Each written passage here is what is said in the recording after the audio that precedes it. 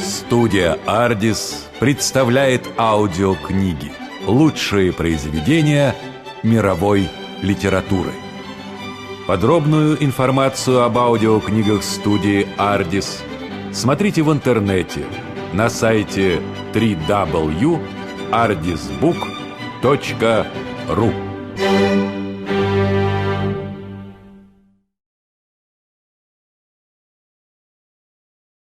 Sir Arthur Conan Doyle, The Yellow Face. In publishing these short sketches, based upon the numerous cases in which my companions' singular gifts have made us the listeners to, and eventually the actors in some strange drama, it is only natural that I should dwell rather upon his successes than upon his failures. And this, not so much for the sake of his reputation, for indeed, it was when he was at his wits' end that his energy and his versatility were most admirable, but because where he failed it happened too often that no one else succeeded, and that the tale was left forever without a conclusion. Now and again, however, it chanced that even when he erred, the truth was still discovered. I have notes of some half-dozen cases of the kind. The adventure of the Musgrave Ritual, and that which I am about to recount, are the two which present the strongest features of interest. Sherlock Holmes was a man who seldom took exercise for exercise's sake. Few men were capable of greater muscular effort, and he was undoubtedly one of the finest boxers of his weight that I have ever seen. But he looked upon aimless bodily exertion as a waste of energy, and he seldom bestirred himself save where there was some professional object to be served. Then he was absolutely untiring and indefatigable. That he should have kept himself in training under such circumstances is remarkable. But his diet was usually of the sparest, and his habits were simple to the verge of austerity. Save for the occasional use of cocaine, he had no vices, and he only turned to the drug as a protest against the monotony of existence when cases were scanty and the papers uninteresting. One day, in early spring, he had so far relaxed as to go for a walk with me in the park, where the first faint shoots of green were breaking out upon the elms, and the sticky spearheads of the chestnuts were just beginning to burst into their five-fold leaves. For 2 hours we rambled about together, in silence for the most part, as befits two men who know each other intimately. It was nearly 5 before we were back in Baker Street once more. "Beg pardon, sir," said our page boy as he opened the door. "There's been a gentleman here asking for you, sir." Holmes glanced reproachfully at me. "So much for afternoon walks," said he. "Has this gentleman gone, then?" "Yes, sir." "Didn't you ask him in?" "Yes, sir, he came in." "How long did he wait?" "Half an hour, sir." "He was a very restless gentleman, sir, a-walkin' and a-stampin' all the time he was here. I was waitin' outside the door, sir, and I could hear him." At last he outs into the passage, and he cries, "Is that man never going to come?" Those were his very words, sir. "You'll only need to wait a little longer," says I. "Then I'll wait in the open air, for I feel half choked," says he. "I'll be back before long." And with that, he ups and he outs, and all I could say wouldn't hold him back. Well, you did your best," said Holmes as we walked into our room. "It's very annoying, though, Watson. I was badly in need of a case, and this looks from the man's impatience as if it were of importance. Hello, that's not your pipe on the table.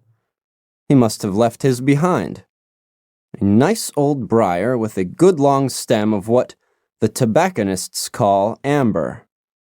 I wonder how many real amber mouthpieces there are in London. Some people think that a fly in it is a sign. Well, he must have been disturbed in his mind to leave a pipe behind him which he evidently values highly." "How do you know that he values it highly?" I asked. "Well, I should put the original cost of the pipe at 7 6 pence. Now, it has, you see, been twice mended, once in the wooden stem and once in the amber. Each of these mends, done, as you observe, with silver bands, must have cost more than the pipe did originally. The man must value the pipe highly when he prefers to patch it up, rather than buy a new one with the same money." "Anything else?" I asked, for Holmes was turning the pipe about in his hand and staring at it in his peculiar, pensive way. He held it up and tapped on it with his long, thin forefinger, as a professor might who was lecturing on a bone. "Pipes are occasionally of extraordinary interest," said he. "Nothing has more individuality, save perhaps watches and bootlaces. The indications here, however, are neither very marked nor very important. The owner is obviously a muscular man, left-handed, with an excellent set of teeth, careless in his habits, and with no need to practice economy." My friend threw out the information in a very offhand way, but I saw that he cocked his eye at me to see if I had followed his reasoning.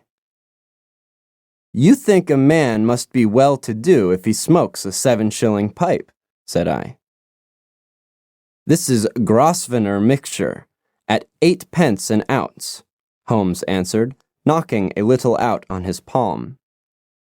"As he might get an excellent smoke for half the price, he has no need to practice economy."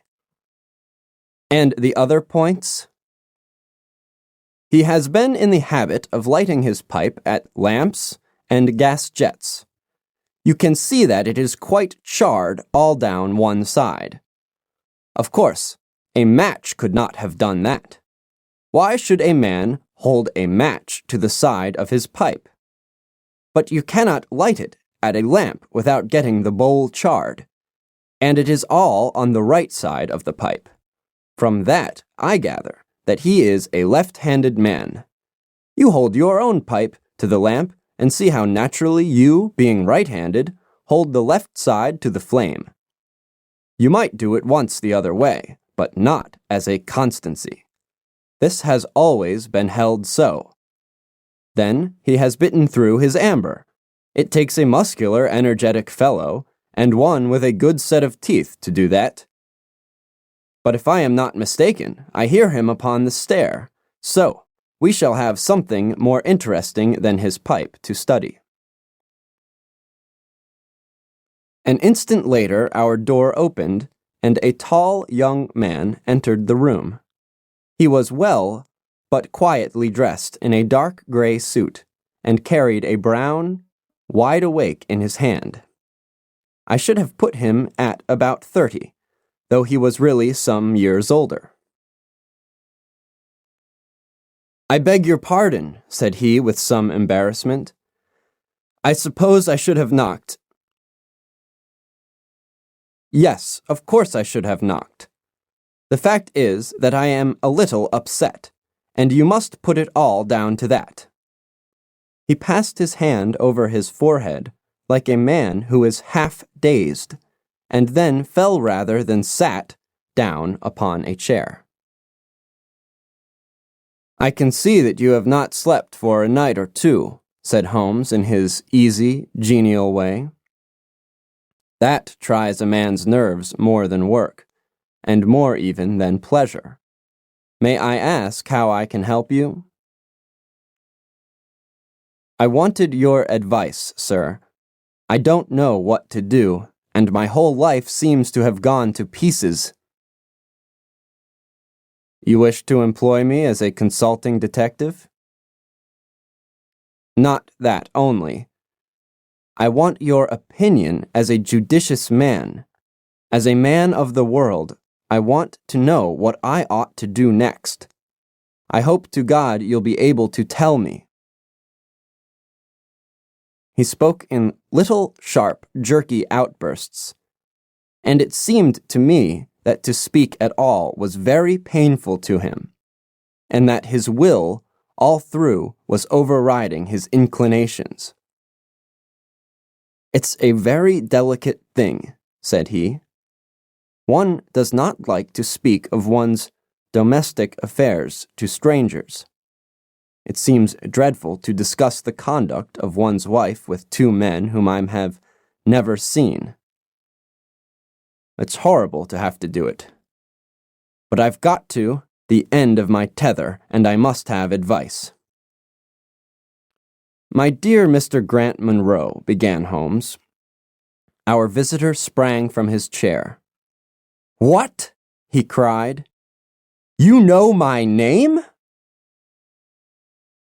If you wish to preserve your incognito, said Holmes, smiling, I would suggest that you cease to write your name upon the lining of your hat, or else that you turn the crown towards the person whom you are addressing. I was about to say that my friend and I have listened to a good many strange secrets in this room, and that we have had the good fortune to bring peace to many troubled souls. I trust that we may do as much for you. Might I beg you, as time may prove to be of importance, to furnish me with the facts of your case without further delay? Our visitor again passed his hand over his forehead, as if he found it bitterly hard. From every gesture and expression, I could see that he was a reserved, self-contained man, with a dash of pride in his nature, more likely to hide his wounds than to expose them. Then suddenly, with a fierce gesture of his closed hand, like one who throws reserve to the winds, he began.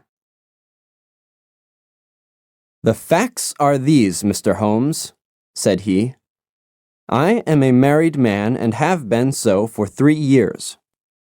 During that time, my wife and I have loved each other as fondly and lived as happily as any two that ever were joined. We have not had a difference, not one, in thought or word or deed.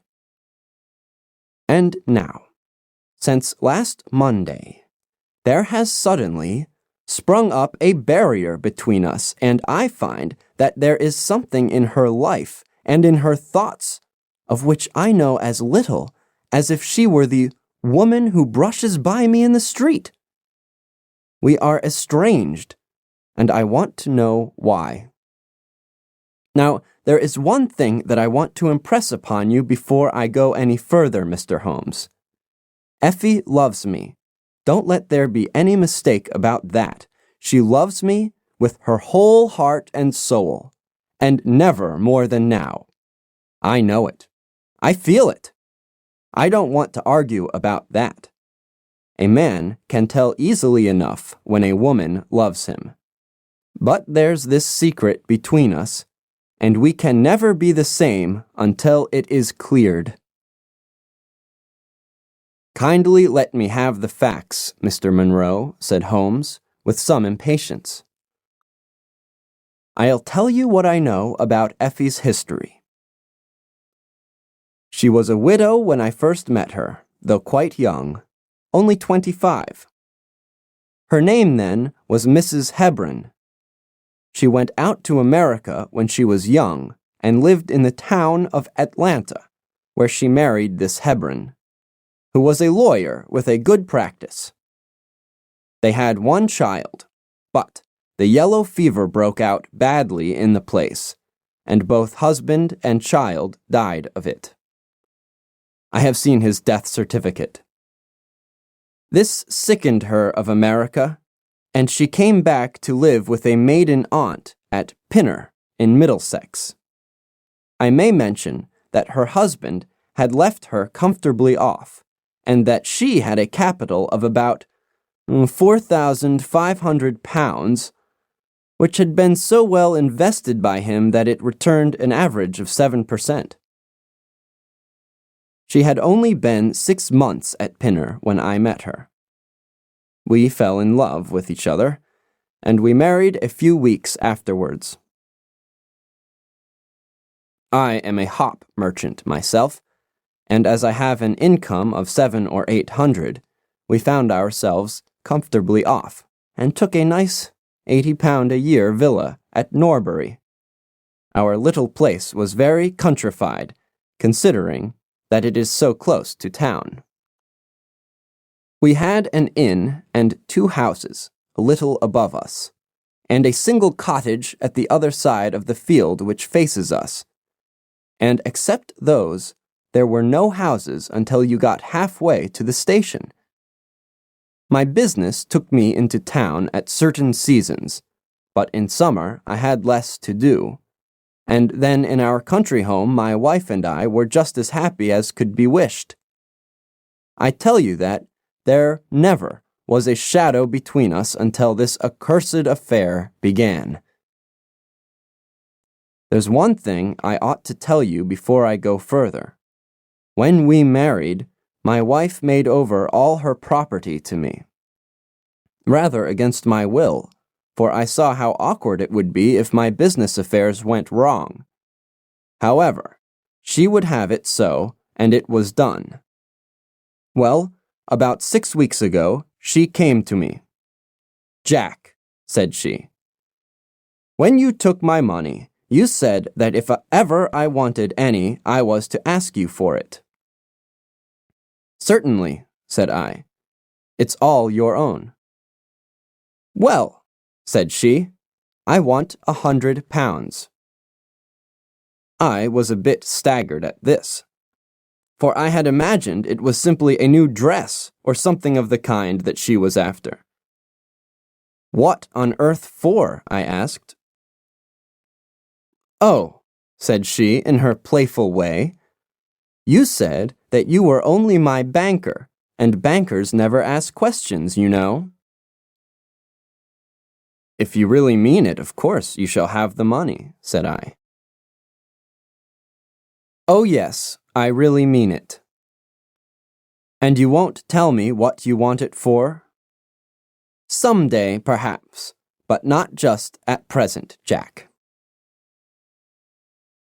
So, I had to be content with that, though it was the first time that there had ever been any secret between us.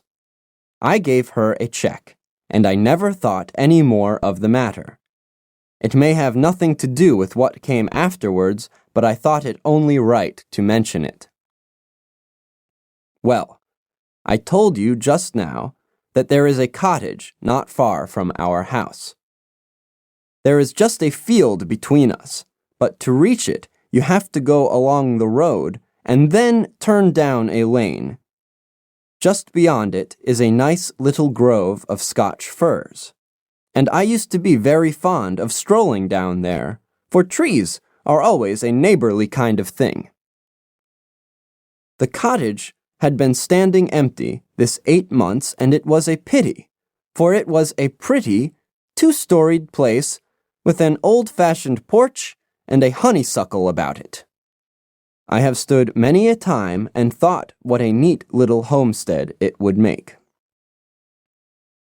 Well, last Monday evening, I was taking a stroll down that way when I met an empty van coming up the lane and saw a pile of carpets and things lying about on the grass plot beside the porch. It was clear that the cottage had at last been let. I walked past it, and then, stopping, as an idle man might, I ran my eye over it and wondered what sort of folk they were who had come to live so near us. And, as I looked, I suddenly became aware that a face was watching me out of one of the upper windows. I don't know what there was about that face, Mr. Holmes, but it seemed to send a chill right down my back. I was some little way off, so that I could not make out the features, but there was something unnatural and inhuman about the face. That was the impression that I had, and I moved quickly forward to get a nearer view of the person who was watching me. But as I did so, the face suddenly disappeared.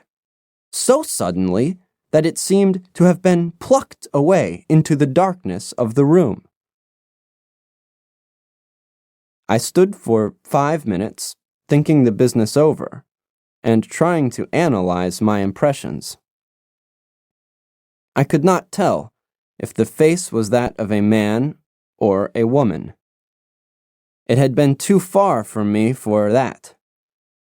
But its color was what had impressed me most. It was of a livid, chalky white, and with something set and rigid about it, which was shockingly unnatural. So disturbed was I that I determined to see a little more of the new inmates of the cottage. I approached and knocked at the door, which was instantly opened by a tall, gaunt woman with a harsh, forbidding face. "What may you be wantin'?" she asked in a northern accent. "I am your neighbor over yonder," said I, nodding towards my house. "I see that you have only just moved in, so I thought that if I could be of any help to you in any—" "Aye, we'll just ask ye when we want ye," said she, and shut the door in my face. Annoyed at the churlish rebuff, I turned my back and walked home. All evening, though I tried to think of other things, my mind would still turn to the apparition at the window and the rudeness of the woman.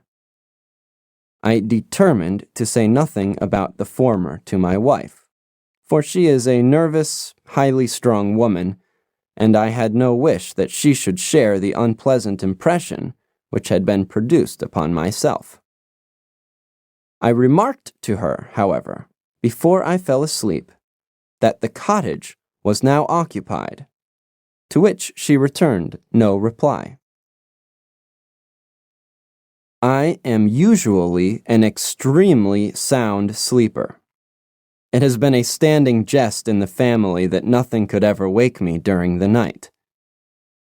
And yet, somehow, on that particular night, whether it may have been the slight excitement produced by my little adventure, or not, I know not, but I slept much more lightly than usual. Half in my dreams, I was dimly conscious that something was going on in the room, and gradually became aware that my wife had dressed herself and was slipping on her mantle and her bonnet. My lips were parted to murmur out some sleepy words of surprise or remonstrance at this untimely preparation, when suddenly my half-opened eyes fell upon her face. Illuminated by the candlelight, and astonishment held me dumb. She wore an expression such as I had never seen before, such as I should have thought her incapable of assuming. She was a deadly pale and breathing fast, glancing furtively towards the bed as she fastened her mantle to see if she had disturbed me. Then, thinking that I was still asleep, she slipped noiselessly from the room, and an instant later I heard a sharp creaking, which could only come from the hinges of the front door. I sat up in bed and rapped my knuckles against the rail to make certain that I was truly awake. Then I took my watch from under the pillow. It was 3 a.m. What on this earth could my wife be doing out on the country road at 3 a.m? I had sat for about 20 minutes, turning the thing over in my mind and trying to find some possible explanation. The more I thought, the more extraordinary and inexplicable did it appear. I was still puzzling over it when I heard the door gently close again and her footsteps coming up the stairs. "Where in the world have you been, Effie?" I asked as she entered. She gave a violent start and a kind of gasping cry when I spoke, and that cry and start troubled me more than all the rest, for there was something indescribably guilty about them. My wife had always been a woman of a frank, open nature, and it gave me a chill to see her slinking into her own room and crying out and wincing when her own husband spoke to her. "You awake, Jack?" she cried with a nervous laugh. "Why, I thought that nothing could wake you." "Where have you been?" I asked more sternly. "I don't wonder that you are surprised," said she, and I could see that her fingers were trembling as she undid the fastenings of her mantle. "Why, I never remember having done such a thing in my life before. The fact is that I felt as though I were choking and had a perfect longing for a breath of fresh air. I really think that I should have fainted if I had not gone out.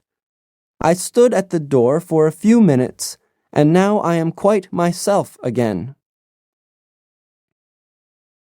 All the time that she was telling me this story, she never once looked in my direction, and her voice was quite unlike her usual tones. It was evident to me that she was saying what was false. I said nothing in reply, but turned my face to the wall, sick at heart, with my mind filled with 1,000 venomous doubts and suspicions. What was it that my wife was concealing from me? Where had she been during that strange expedition? I felt that I should have no peace until I knew, and yet I shrank from asking her again, after once she had told me what was false. All the rest of the night, I tossed and tumbled, framing theory after theory, each more unlikely than the last. I should have gone to the city that day, but I was too disturbed in my mind to be able to pay attention to business matters. My wife seemed to be as upset as myself, and I could see from the little questioning glances which she kept shooting at me that she understood that I disbelieved her statement, and that she was at her wits' end what to do. We hardly exchanged a word during breakfast, and immediately afterwards I went out for a walk that I might think the matter out in the fresh morning air. I went as far as the Crystal Palace, spent an hour in the grounds, and was back in Norbury by 1 o'clock. It happened that my way took me past the cottage, and I stopped for an instant to look at the windows and to see if I could catch a glimpse of the strange face which had looked out at me on the day before.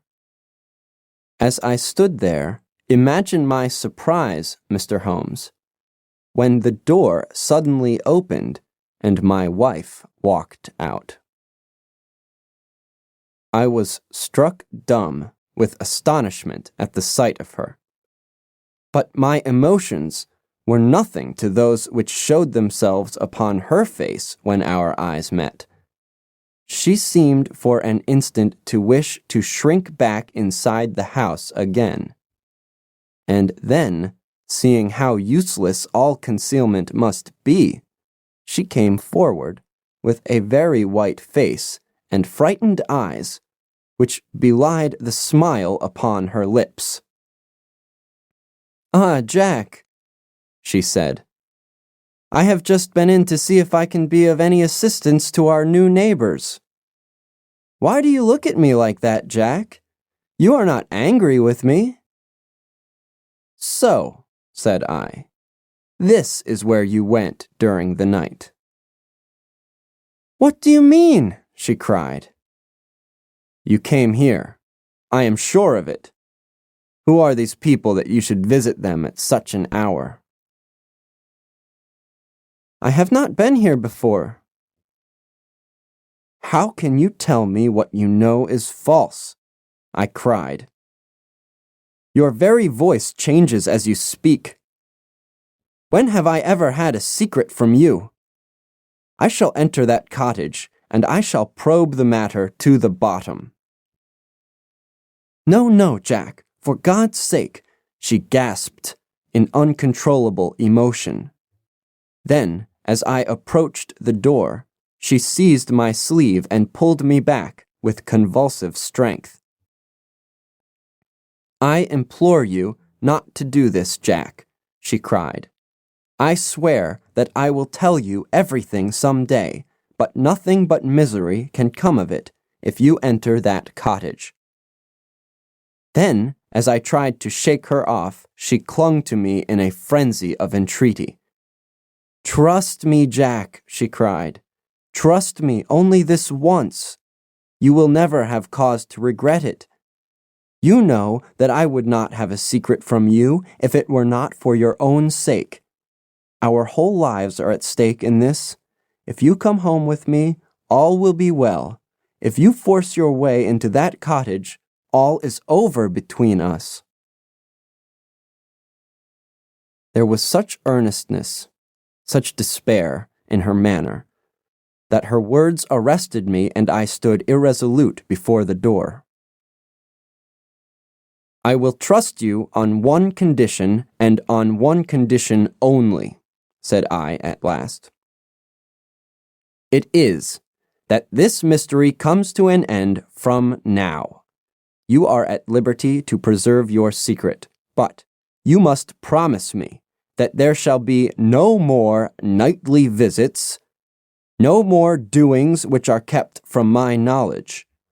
I am willing to forget those which are past if you will promise that there shall be no more in the future." "I was sure that you would trust me," she cried with a great sigh of relief. "It shall be just as you wish. Come away. Oh, come away up to the house." Still pulling at my sleeve, she led me away from the cottage. As we went, I glanced back, and there was that yellow, livid face watching us out of the upper window. What link could there be between that creature and my wife? Or how could the coarse, rough woman whom I had seen the day before be connected with her? It was a strange puzzle, and yet I knew that my mind could never know ease again until I had solved it. For 2 days after this I stayed at home, and my wife appeared to abide loyally by our engagement. For, as far as I know, she never stirred out of the house. On the 3rd day, however, I had ample evidence that her solemn promise was not enough to hold her back from this secret influence which drew her away from her husband and her duty. I had gone into town on that day, but I returned by the 2:40 instead of the 3:36, which is my usual train. As I entered the house, the maid ran into the hall with a startled face. "Where is your mistress?" I asked. "I think she has gone out for a walk," she answered. My mind was instantly filled with suspicion. I rushed upstairs to make sure that she was not in the house. As I did so, I happened to glance out of one of the upper windows and saw the maid with whom I had just been speaking running across the field in the direction of the cottage. Then, of course, I saw exactly what it all meant. My wife had gone over there and had asked the servant to call her if I should return. Tingling with anger, I rushed down and hurried across, determined to end the matter once and forever. I saw my wife and the maid hurrying back along the lane, but I did not stop to speak with them. In the cottage lay the secret which was casting a shadow over my life. I vowed that, come what might, it should be a secret no longer. I did not even knock when I reached it, but turned the handle and rushed into the passage. It was all still and quiet upon the ground floor. In the kitchen a kettle was singing on the fire, and a large black cat lay coiled up in the basket. But there was no sign of the woman whom I had seen before. I ran into the other room, but it was equally deserted. Then I rushed up the stairs, only to find 2 other rooms empty and deserted at the top. There was no one at all in the whole house. The furniture and pictures were of the most common and vulgar description, save in the one chamber at the window of which I had seen the strange face. That was comfortable and elegant, and all my suspicions rose into a fierce, bitter flame when I saw that on the mantelpiece stood a copy of a full-length photograph of my wife, which had been taken at my request only 3 months ago. I stayed long enough to make certain that the house was absolutely empty. Then I left it, feeling a weight at my heart such as I had never had before. My wife came out into the hall as I entered my house, but I was too hurt and angry to speak with her. And pushing past her, I made my way into my study. She followed me, however, before I could close the door. "I am sorry that I broke my promise, Jack," said she. "But if you knew all the circumstances, I am sure that you would forgive me." "Tell me everything, then," said I. "I cannot, Jack. I cannot," she cried. "Until you tell me who it is that has been living in that cottage, and who it is to whom you have given that photograph, there can never be any confidence between us," said I, and breaking away from her, I left the house. That was yesterday, Mr. Holmes, and I have not seen her since, nor do I know anything more about this strange business. It is the first shadow that has come between us, and it has so shaken me that I do not know what I should do for the best. Suddenly, this morning, it occurred to me that you were the man to advise me, So I have hurried to you now, and I place myself unreservedly in your hands. If there is any point which I have not made clear, pray, question me about it. But above all, tell me quickly, what am I to do? For this misery is more than I can bear. Holmes and I had listened with the utmost interest to this extraordinary statement, which had been delivered in the jerky, broken fashion of a man who is under the influence of extreme emotion. My companion sat silent now for some time, with his chin upon his hand, lost in thought. "Tell me," said he at last, "could you swear that this was a man's face which you saw at the window?" "Each time that I saw it, I was some distance away from it, so that it is impossible for me to say." "You appear, however, to have been disagreeably impressed by it." "It seemed to be of an unusual color and to have a strange rigidity about the features. When I approached, it vanished with a jerk." "How long is it since your wife asked you for £100? "Nearly 2 months." "Have you ever seen a photograph of her first husband?" "No. There was a great fire at Atlanta very shortly after his death, and all her papers were destroyed." "And yet she had a certificate of death.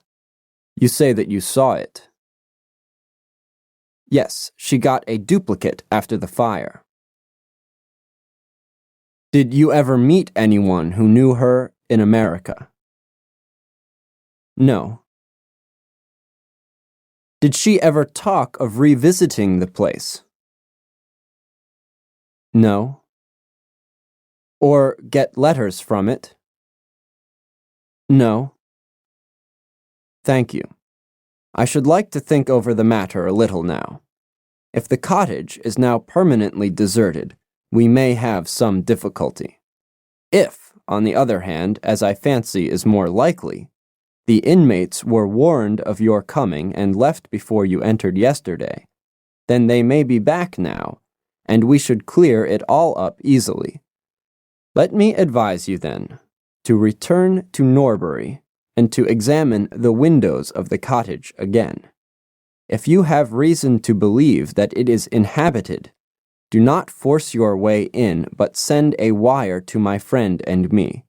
We shall be with you within an hour of receiving it, and we shall then very soon get to the bottom of the business."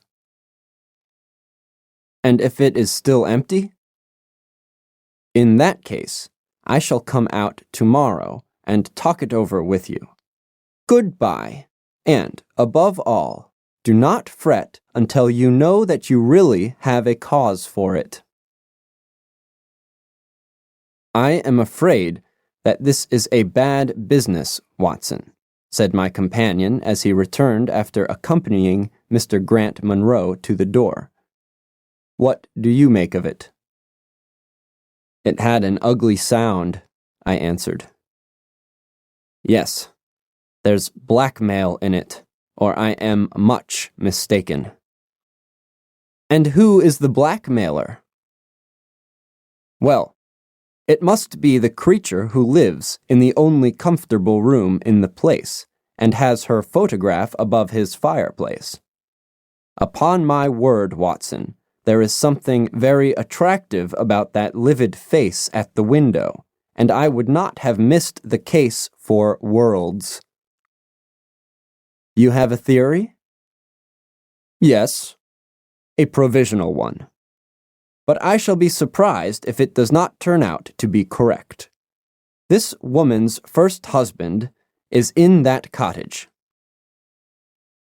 "Why do you think so?" "How else can we explain her frenzied anxiety that her second one should not enter it? The facts, as I read them, are something like this. This woman was married in America. Her husband developed some hateful qualities, or shall we say, he contracted some loathsome disease and became a leper or an imbecile. She flies from him at last, returns to England, changes her name, and starts her life, as she thinks, afresh. She has been married 3 years and believes that her position is quite secure, having shown her husband the death certificate of some man whose name she has assumed, when suddenly her whereabouts is discovered by her first husband, or, we may suppose, by some unscrupulous woman who has attached herself to the invalid. They write to the wife and threaten to come and expose her. She asks for £100 and endeavors to buy them off. They come in spite of it, and when the husband mentions casually to the wife that there are newcomers in the cottage, she knows in some way that they are her pursuers. She waits until her husband is asleep, and then she rushes down to endeavor to persuade them to leave her in peace.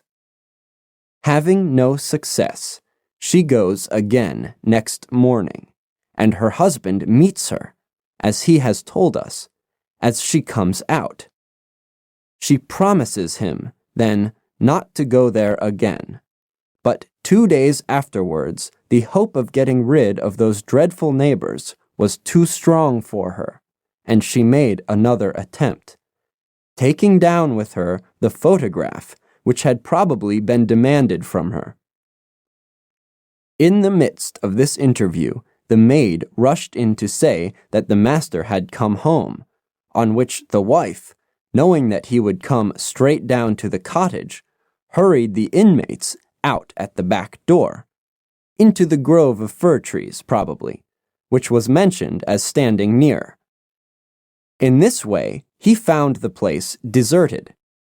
I shall be very much surprised, however, if it is still so when he reconnoiters it this evening. What do you think of my theory? It is all surmise. But at least it covers all the facts. When new facts come to our knowledge which cannot be covered by it, it will be time enough to reconsider it. We can do nothing more until we have a message from our friend at Norbury. But we had not a very long time to wait for that. It came just as we had finished our tea. The cottage is still tenanted, it said. Have seen the face again at the window. We'll meet the 7 o'clock train and will take no steps until you arrive. He was waiting on the platform when we stepped out, and we could see in the light of the station lamps that he was very pale and quivering with agitation. They are still there, Mr. Holmes, said he, laying his hand hard upon my friend's sleeve. I saw lights in the cottage as I came down. We shall settle it now, once and for all. What is your plan, then? Asked Holmes as he walked down the dark tree-lined road. I am going to force my way in and see for myself who is in the house. I wish you both to be there as witnesses. You are quite determined to do this in spite of your wife's warning that it is better that you should not solve the mystery? Yes, I am determined. Well, I think that you are in the right. Any truth is better than indefinite doubt. We had better go up at once. Of course, legally, we are putting ourselves hopelessly in the wrong, but I think that it is worth it. It was a very dark night, and a thin rain began to fall as we turned from the high road into a narrow lane, deeply rutted, with hedges on either side. Mr. Grant Munro pushed impatiently forward, however, and we stumbled after him as best we could. "There are the lights of my house," he murmured, pointing to a glimmer among the trees. "And here is the cottage which I am going to enter." We turned a corner in the lane as he spoke, and there was the building close beside us. A yellow bar falling across the black foreground showed that the door was not quite closed, and one window in the upper story was brightly illuminated. As we looked, we saw a dark blur moving across the blind. "There is that creature," cried Grant Munro. "You can see for yourselves that someone is there. Now follow me, and we shall soon know all." We approached the door, but suddenly a woman appeared out of the shadow and stood in the golden track of the lamplight. I could not see her face in the darkness, but her arms were thrown out in an attitude of entreaty. "For God's sake, don't, Jack," she cried. "I had a presentiment that you would come this evening. Think better of it, dear. Trust me again, and you will never have cause to regret it." "I have trusted you too long, Effie," he cried sternly. "Leave go of me. I must pass you. My friends and I are going to settle this matter once and forever." He pushed her to one side, and we followed closely after him. As he threw the door open, an old woman ran out in front of him and tried to bar his passage, but he thrust her back, and an instant afterwards we were all upon the stairs. Grant Munro rushed into the lighted room at the top, and we entered at his heels. It was a cozy, well-furnished apartment, with 2 candles burning upon the table and 2 upon the mantelpiece. In the corner, stooping over a desk, there sat what appeared to be a little girl. Her face was turned away as we entered, but we could see that she was dressed in a red frock and that she had long white gloves on. As she whisked round to us, I gave a cry of surprise and horror. The face which she turned towards us was of the strangest livid tint, and the features were absolutely devoid of any expression. An instant later, the mystery was explained. Holmes, with a laugh, passed his hand behind the child's ear. A mask peeled off from her countenance, and there was a little coal-black negress, with all her white teeth flashing in amusement at our amazed faces. I burst out laughing, out of sympathy with her merriment, but Grant Munro stood staring, with his hand clutching his throat. "My God!" he cried. "What can be the meaning of this?" "I will tell you the meaning of it," cried the lady, sweeping into the room with a proud, set face. "You have forced me, against my own judgment, to tell you, and now we must both make the best of it. My husband died at Atlanta. My child survived." "Your child?" She drew a large silver locket from her bosom. "You have never seen this open." I understood that it did not open. She touched a spring and the front hinged back. There was a portrait within of a man, strikingly handsome and intelligent looking, but bearing unmistakable signs upon his features of his African descent. "That is John Hebron of Atlanta," said the lady, "and a nobler man never walked the earth.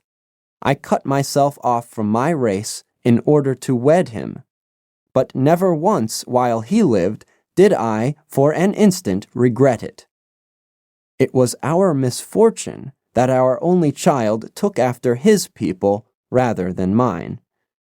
It is often so in such matches, and little Lucy is darker far than ever her father was. But dark or fair, she is my own dear little girlie, and her mother's pet." The little creature ran across at the words and nestled up against the lady's dress. "When I left her in America," she continued, "it was only because her health was weak, and the change might have done her harm.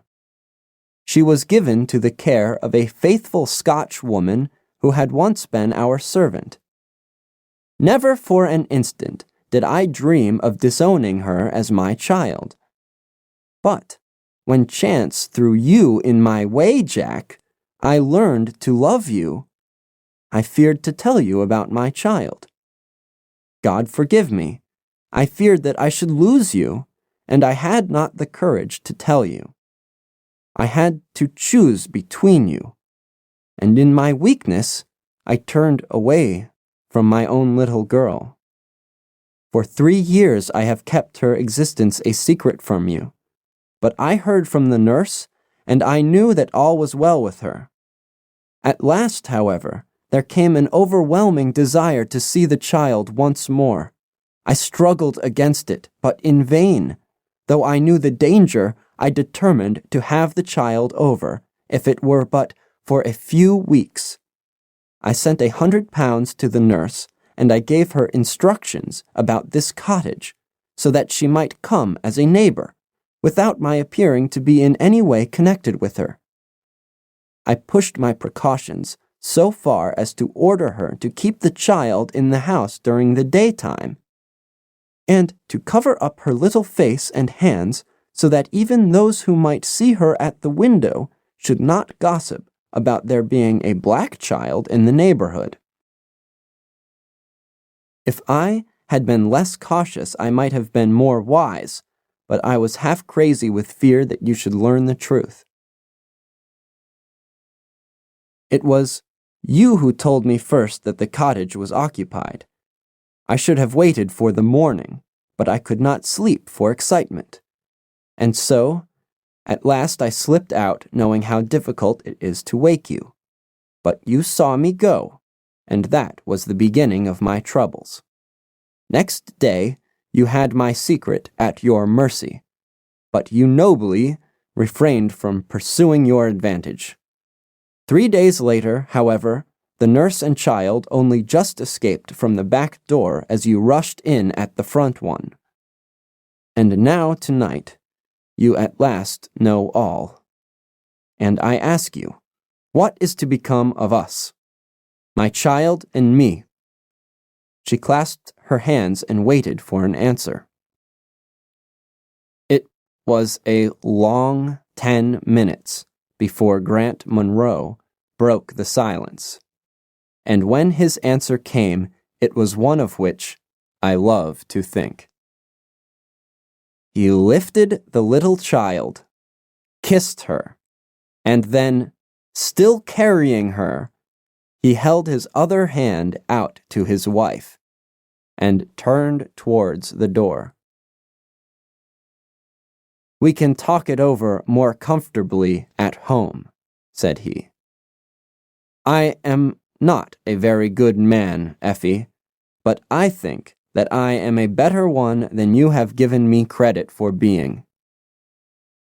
Holmes and I followed them down the lane, and my friend plucked at my sleeve as we came out. "I think," said he, "that we shall be of more use in London than in Norbury." Not another word did he say of the case until late that night, when he was turning away, with his lighted candle for his bedroom.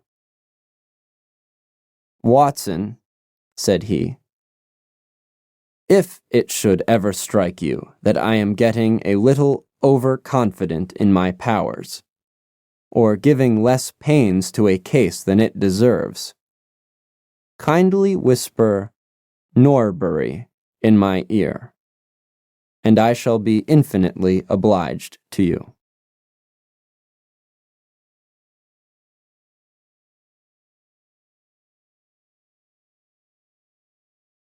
The Crooked Man. One summer night, a few months after my marriage, I was seated by my own hearth, smoking a last pipe and nodding over a novel, for my day's work had been an exhausting one. My wife had already gone upstairs, and the sound of the locking of the hall door some time before told me that the servants had also retired. I had risen from my seat and was knocking out the ashes of my pipe when I suddenly heard the clang of the bell. I looked at the clock. It was 11:45. This could not be a visitor at so late an hour. A patient, evidently, and possibly an all-night sitting. With a wry face, I went out into the hall and opened the door. To my astonishment, it was Sherlock Holmes who stood upon my step. "Ah, Watson," said he, "I hoped that I might not be too late to catch you." "My dear fellow, pray come in." "You look surprised, and no wonder. Relieved, too, I fancy. You still smoke the Arcadia mixture of your bachelor days, then. There's no mistaking that fluffy ash upon your coat. It's easy to tell that you have been accustomed to wear a uniform, Watson. You'll never pass as a purebred civilian as long as you keep that habit of carrying your handkerchief in your sleeve. Could you put me up tonight?" "With pleasure." "You told me that you had bachelor quarters for one, and I see that you have no gentleman visitor at present. Your hat stand proclaims as much." "I shall be delighted if you will stay." "Thank you. I'll fill the vacant peg then. Sorry to see that you've had the British workman in the house. He's a token of evil. Not the drains, I hope." "No, the gas." "Ah! He has left 2 nail marks from his boot upon your linoleum just where the light strikes it. No, thank you, I had some supper at Waterloo, but I'll smoke a pipe with you with pleasure." I handed him my pouch, and he seated himself opposite to me and smoked for some time in silence. I was well aware that nothing but business of importance would have brought him to me at such an hour, so I waited patiently until he should come round to it. "I see that you are professionally rather busy just now," said he, glancing very keenly across at me. "Yes, I've had a busy day," I answered. "It may seem very foolish in your eyes," I added, "but really, I don't know how you deduced it." Holmes chuckled to himself. "I have the advantage of knowing your habits, my dear Watson," said he. "When your round is a short one, you walk, and when it is a long one, you use a hansom. As I perceive that your boots, although used, are by no means dirty, I cannot doubt that you are at present busy enough to justify the hansom." "Excellent!" I cried. "Elementary," said he. "It is one of those instances where the reasoner can produce an effect which seems remarkable to his neighbor, because the latter has missed the one little point which is the basis of the deduction. The same may be said, my dear fellow, for the effect of some of these little sketches of yours, which is entirely meretricious, depending as it does upon your retaining in your own hands some factors in the problem which are never imparted to the reader. Now, at present, I am in the position of these same readers. For I hold in this hand several threads of one of the strangest cases which ever perplexed a man's brain, and yet I lack the 1 or 2 which are needful to complete my theory. But I'll have them, Watson. I'll have them." His eyes kindled, and a slight flush sprang into his thin cheeks. For an instant the veil had lifted upon his keen, intense nature, but for an instant only. When I glanced again, his face had resumed that red Indian composure which had made so many regard him as a machine rather than a man. "The problem presents features of interest," said he. "I may even say exceptional features of interest. I have already looked into the matter, and have come, as I think, within sight of my solution. If you could accompany me in that last step, you might be of considerable service to me." "I should be delighted." "Could you go as far as Aldershot tomorrow?" "I have no doubt Jackson would take my practice." "Very good. I want to start by the 11:10 from Waterloo." "That would give me time." "Then, if you are not too sleepy, I will give you a sketch of what has happened and of what remains to be done." "I was sleepy before you came. I am quite wakeful now." I will compress the story as far as may be done without omitting anything vital to the case. It is conceivable that you may even have read some account of the matter. It is the supposed murder of Colonel Barclay of the Royal Monsters at Aldershot, which I am investigating. I have heard nothing of it. It has not excited much attention yet, except locally. The facts are only 2 days old. Briefly, they are these. The Royal Munsters is, as you know, one of the most famous Irish regiments in the British Army. It did wonders both in the Crimea and the Mutiny, and has since that time distinguished itself upon every possible occasion. It was commanded up to Monday night by James Barclay, a gallant veteran who started as a full private, was raised to commissioned rank for his bravery at the time of the Mutiny, and so lived to command the regiment in which he had once carried a musket. Colonel Barclay had married at the time when he was a sergeant, and his wife, whose maiden name was Miss Nancy Devoy, was the daughter of a former color sergeant in the same corps. There was, therefore, as can be imagined, some little social friction when the young couple, for they were still young, found themselves in their new surroundings. They appeared, however, to have quickly adapted themselves, and Mrs. Barclay has always, I understand, been as popular with the ladies of the regiment as her husband was with his brother officers.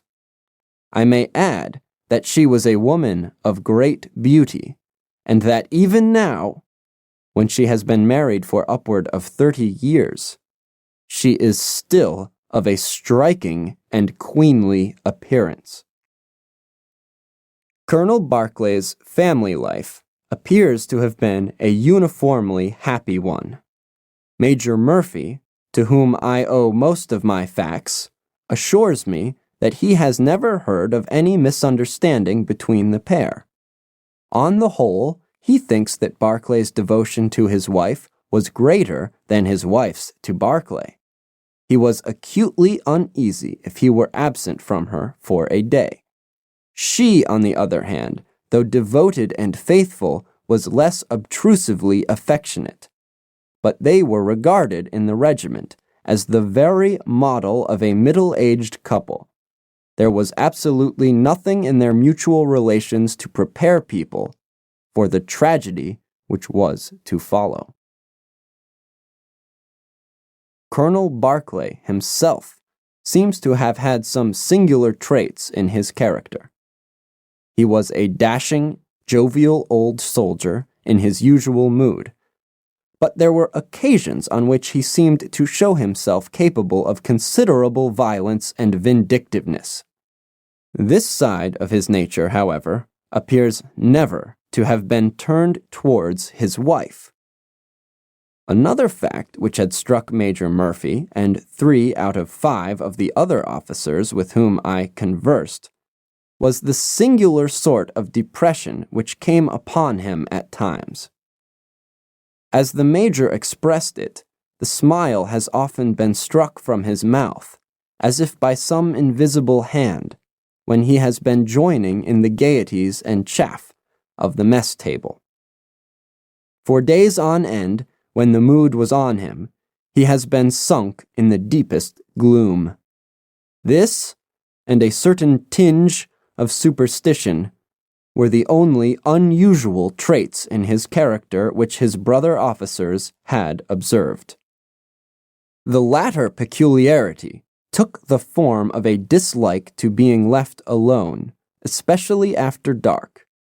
This puerile feature, in a nature which was conspicuously manly, had often given rise to comment and conjecture. The 1st Battalion of the Royal Monsters, which is the old 117th, has been stationed at Aldershot for some years. The married officers live out of barracks, and the colonel has during all this time occupied a villa called Lachine, about half a mile from the North Camp. The house stands in its own grounds, but the west side of it is not more than 30 yards from the high road. A coachman and 2 maids form the staff of servants. These, with their master and mistress, were the sole occupants of Lachine, for the Barclays had no children, nor was it usual for them to have resident visitors. Now, for the events at Lachine between 9 and 10 on the evening of last Monday. Mrs. Barclay was, it appears, a member of the Roman Catholic Church, and had interested herself very much in the establishment of the Guild of St. George, which was formed in connection with the Watt Street Chapel for the purpose of supplying the poor with cast-off clothing. A meeting of the guild had been held that evening at 8, and Mrs. Barclay had hurried over her dinner in order to be present at it. When leaving the house, she was heard by the coachman to make some commonplace remark to her husband, and to assure him that she would be back before very long. She then called for Miss Morrison, a young lady who lives in the next villa, and the 2 went off together to their meeting. It lasted 40 minutes, and at 9:15 Mrs. Barclay returned home, having left Mrs. Morrison at her door as she passed. There is a room which is used as a morning room at Lachine. This faces the road and opens by a large glass folding door onto the lawn. The lawn is 30 yards across and is only divided from the highway by a low wall with an iron rail above it. It was into this room that Mrs. Barclay went upon her return. The blinds were not down, for the room was seldom used in the evening. But Mrs. Barclay herself lit the lamp and then rang the bell, asking Jane Stewart, the housemaid, to bring her a cup of tea, which was quite contrary to her usual habits. The colonel had been sitting in the dining room, but hearing that his wife had returned, he joined her in the morning room. The coachman saw him cross the hall and enter it. He was never seen again alive. The tea which had been ordered was brought up at the end of 10 minutes, but the maid, as she approached the door, was surprised to hear the voices of her master and mistress in furious altercation. She knocked without receiving any answer, and even turned the handle, but only to find that the door was locked upon the inside.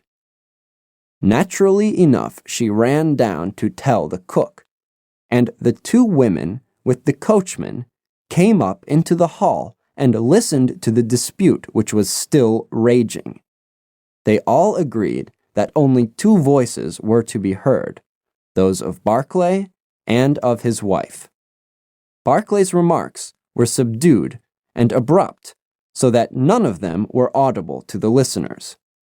The ladies, on the other hand, were most bitter, and when she raised her voice could be plainly heard. "You coward!" she repeated over and over again. "What can be done now? What can be done now?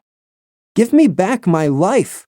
I will never so much as breathe the same air with you again, you coward! You coward!" Those were scraps of her conversation, ending in a sudden, dreadful cry in the man's voice, with a crash and a piercing scream from the woman.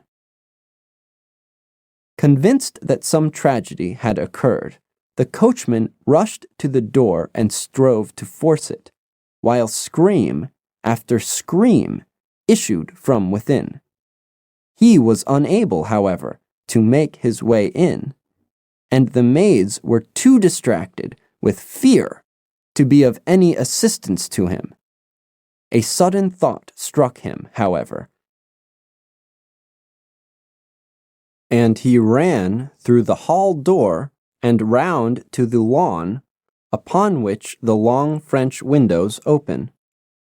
One side of the window was open, which I understand was quite usual in the summer-time, and he passed without difficulty into the room. His mistress had ceased to scream and was stretched insensible upon a couch, while with his feet tilted over the side of an armchair and his head upon the ground near the corner of the fender was lying the unfortunate soldier, stone dead in a pool of his own blood. Naturally, the coachman's first thought on finding that he could do nothing for his master was to open the door. But here an unexpected and singular difficulty presented itself. The key was not in the inner side of the door, nor could he find it anywhere in the room. He went out again, therefore, through the window, and having obtained the help of a policeman and of a medical man, he returned. The lady, against whom naturally the strongest suspicion rested, was removed to her room, still in a state of insensibility. The colonel's body was then placed upon the sofa, and a careful examination made of the scene of the tragedy. The injury from which the unfortunate veteran was suffering was found to be a jagged cut some 2 inches long at the back part of his head, which had evidently been caused by a violent blow from a blunt weapon. Nor was it difficult to guess what that weapon may have been.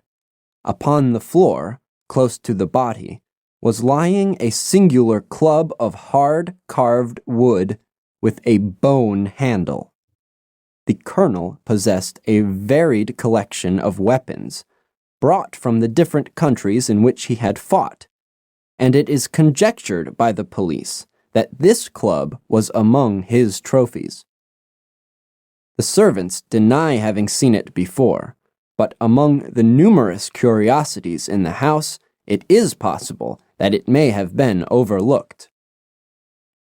Nothing else of importance was discovered in the room by the police, save the inexplicable fact that neither upon Mrs. Barclay's person, nor upon that of the victim, nor in any part of the room, was the missing key to be found.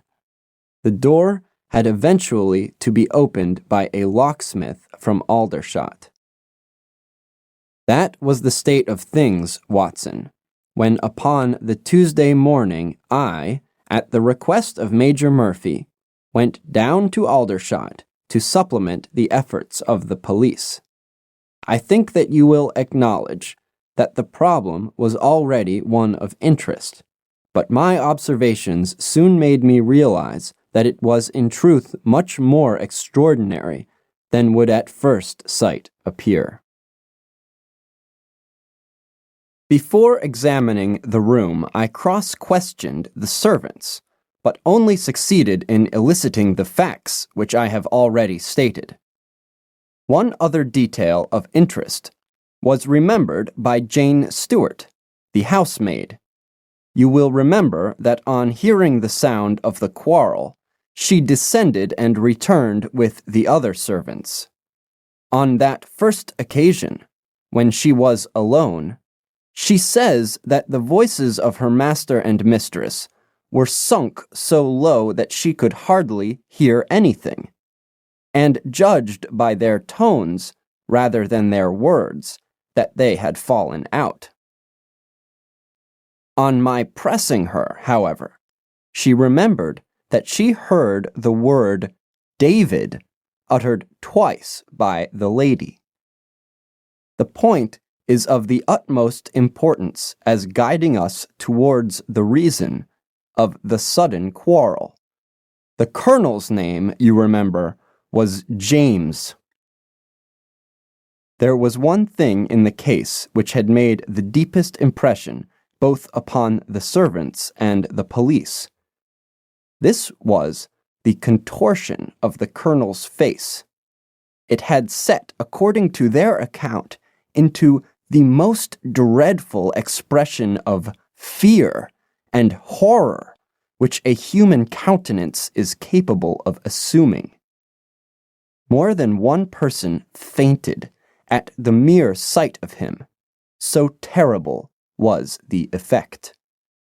It was quite certain that he had foreseen his fate, and that it had caused him the utmost horror. This, of course, fitted in well enough with the police theory, if the colonel could have seen his wife making a murderous attack upon him. Nor was the fact of the wound being on the back of his head a fatal objection to this, as he might have turned to avoid the blow. No information could be got from the lady herself, who was temporarily insane from acute attack of brain fever.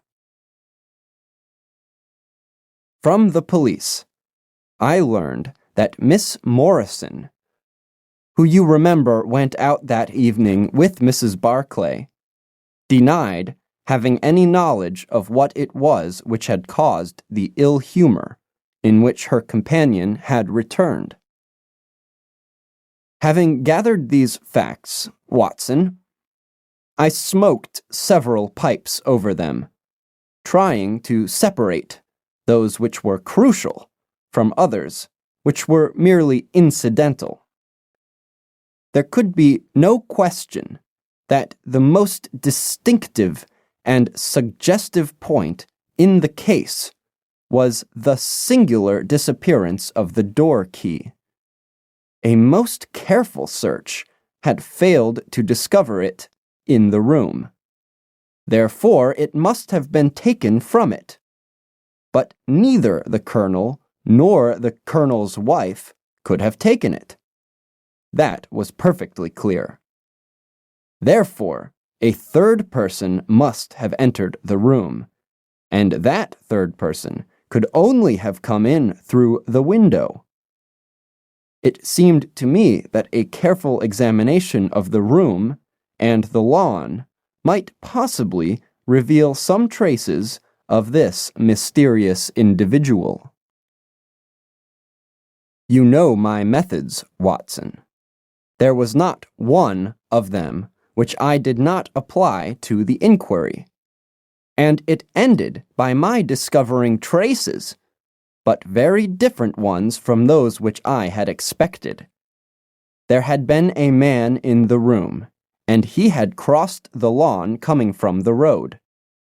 I was able to obtain 5 very clear impressions of his footmarks. one in the roadway itself, at the point where he had climbed the low wall, two on the lawn, and two very faint ones upon the stained boards near the window where he had entered. He had apparently rushed across the lawn, for his toe marks were much deeper than his heels. But it was not the man who surprised me. It was his companion. His companion! Holmes pulled a large sheet of tissue paper out of his pocket and carefully unfolded it upon his knee. "What do you make of that?" he asked. The paper was covered with the tracings of the footmarks of some small animal. It had 5 well-marked footpads, an indication of long nails, and the whole print might be nearly as large as a dessert spoon. "It's a dog," said I. "Did you ever hear of a dog running up a curtain?" I found distinct traces that this creature had done so. "A monkey, then?" "But it is not the print of a monkey." "What can it be, then?" "Neither dog nor cat, nor monkey, nor any creature that we are familiar with. I have tried to reconstruct it from the measurements. Here are 4 prints where the beast has been standing, motionless. You see that it is no less than 15 inches from forefoot to hind. Add to that the length of neck and head, and you get a creature not much less than 2 feet long. Probably more if there is any tail. But now, observe this other measurement. The animal has been moving, and we have the length of its stride. In each case, it is only about 3 inches. You have an indication, you see, of a long body with very short legs attached to it. It has not been considerate enough to leave any of its hair behind. But its general shape must be what I have indicated, and it can run up a curtain. And it is carnivorous." "How do you deduce that?" "Because it ran up the curtain. A canary's cage was hanging in the window, and its aim seems to have been to get at the bird." "Then what was the beast?" "Ah, if I could give it a name, it might go a long way towards solving the case. On the whole, it was probably some creature of the weasel and stoat tribe, and yet it is larger than any of these that I have seen." "But what had it to do with the crime?" "That, also, is still obscure. But we have learned a good deal, you perceive. We know that a man stood in the road looking at the quarrel between the Barclays. The blinds were up and the room lighted. We know also that he ran across the lawn, entered the room, accompanied by a strange animal, and that he either struck the colonel or, as is equally possible, that the colonel fell down from sheer fright at the sight of him, and cut his head on the corner of the fender. Finally, we have the curious fact that the intruder carried away the key with him when he left." "Your discoveries seem to have left the business more obscure than it was before," said I. "Quite so. They undoubtedly showed that the affair was much deeper than was at first conjectured. I thought the matter over, and I came to the conclusion that I must approach the case from another aspect. But really, Watson, I am keeping you up, and I might just as well tell you all this on our way to Aldershot tomorrow. Thank you. You have gone rather too far to stop. It is quite certain that when Mrs. Barclay left the house at 7:30, she was on good terms with her husband. She was never, as I think I have said, ostentatiously affectionate, but she was heard by the coachman chatting with the colonel in a friendly fashion. Now, it was equally certain that, immediately on her return, she had gone to the room in which she was least likely to see her husband, had flown to tea, as an agitated woman will, and finally, on his coming into her, had broken into violent recriminations. Therefore, something had occurred between 7:30 and 9 o'clock, which had completely altered her feelings towards him. But Miss Morrison had been with her during the whole of that hour and a half. It was absolutely certain, therefore, in spite of her denial, that she must know something of the matter.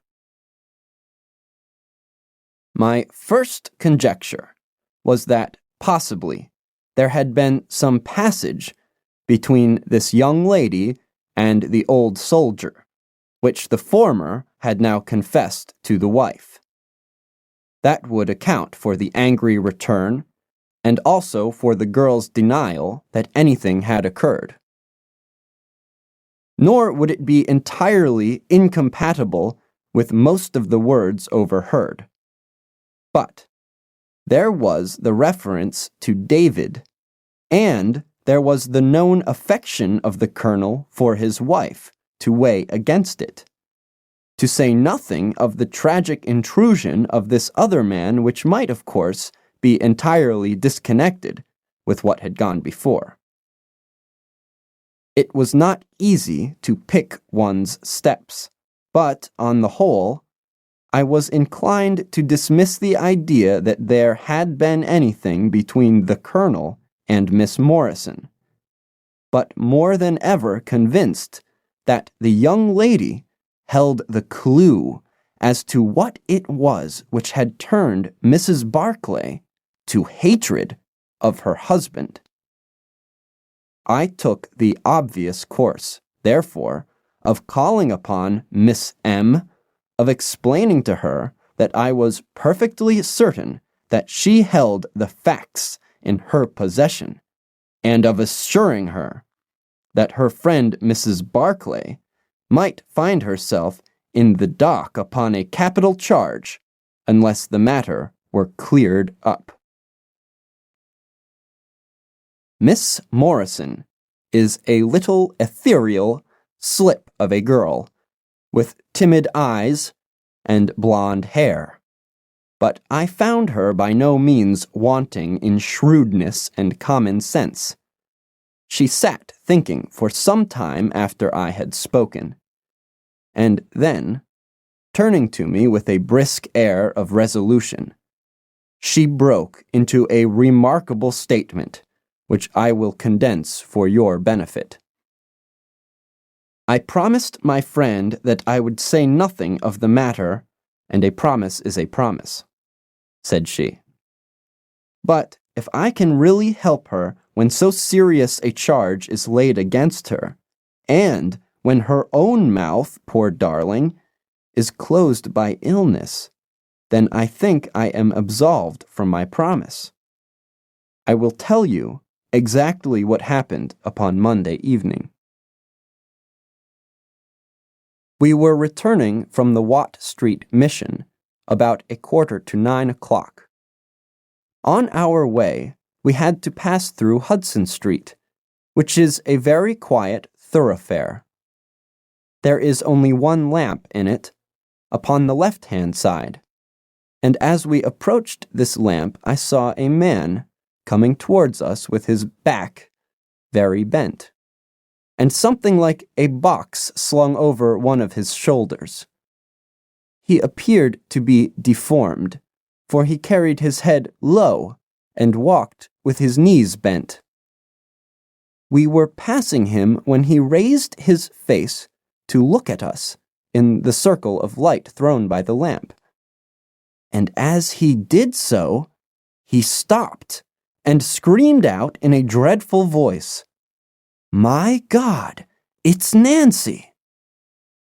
Mrs. Barclay turned as white as death, and would have fallen down had the dreadful-looking creature not caught hold of her. I was going to call for the police, but she, to my surprise, spoke quite civilly to the fellow. "I thought you had been dead this 30 years, Henry," said she in a shaking voice. "So I have," said he, and it was awful to hear the tones that he said it in. He had a very dark, fearsome face, and a gleam in his eyes that comes back to me in my dreams. His hair and whiskers were shot with gray, and his face was all crinkled and puckered like a withered apple. "Just walk on a little way, dear," said Mrs. Barclay. "I want to have a word with this man. There is nothing to be afraid of." She tried to speak boldly, but she was still deadly pale and could hardly get her words out for the trembling of her lips. I did as she asked me, and they talked together for a few minutes. Then she came down the street with her eyes blazing, and I saw the crippled wretch standing by the lamp-post and shaking his clenched fists in the air as if he were mad with rage. She never said a word until we were at the door here, when she took me by the hand and begged me to tell no one what had happened. "It's an old acquaintance of mine who has come down in the world," said she. "When I promised her I would say nothing, she kissed me, and I have never seen her since. I have told you now the whole truth, and if I withheld it from the police, it is because I did not realize then the danger in which my dear friend stood. I know that it can only be to her advantage that everything should be known." There was her statement, Watson, and to me, as you can imagine, it was like a light on a dark night.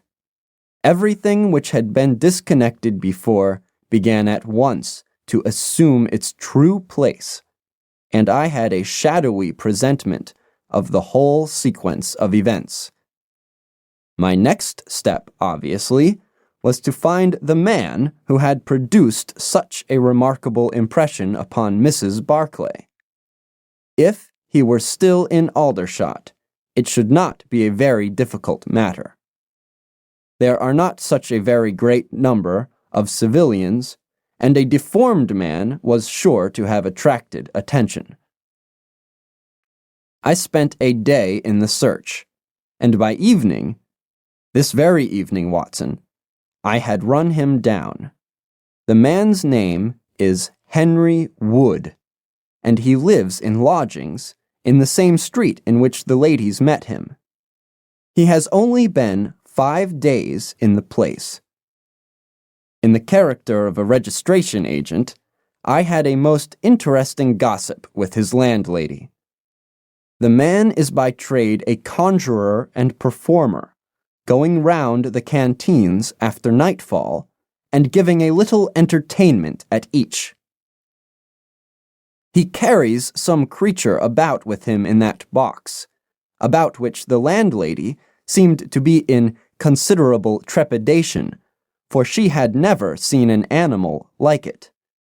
He uses it in some of his tricks, according to her account. So much the woman was able to tell me, and also that it was a wonder the man lived, seeing how twisted he was, and that he spoke in a strange tongue sometimes, and that for the last 2 nights she had heard him groaning and weeping in his bedroom. He was all right as far as money went, but in his deposit he had given her what looked like a bad florin. She showed it to me, Watson, and it was an Indian rupee. So now, my dear fellow, you see exactly how we stand, and why it is I want you. It is perfectly plain that after the ladies parted from this man, he followed them at a distance, that he saw the quarrel between husband and wife through the window, that he rushed in, and that the creature which he carried in his box got loose. That is all very certain. But he is the only person in this world who can tell us exactly what happened in that room. And you intend to ask him? Most certainly, but in the presence of a witness. And I am the witness? If you will be so good, if he can clear the matter up, well and good. If he refuses, we have no alternative but to apply for a warrant. But how do you know he'll be there when we return? You may be sure that I took some precautions. I have one of my Baker Street boys mounting guard over him who would stick to him like a burr, go where he might. We shall find him in Hudson Street tomorrow, Watson, and meanwhile I should be the criminal myself if I kept you out of bed any longer.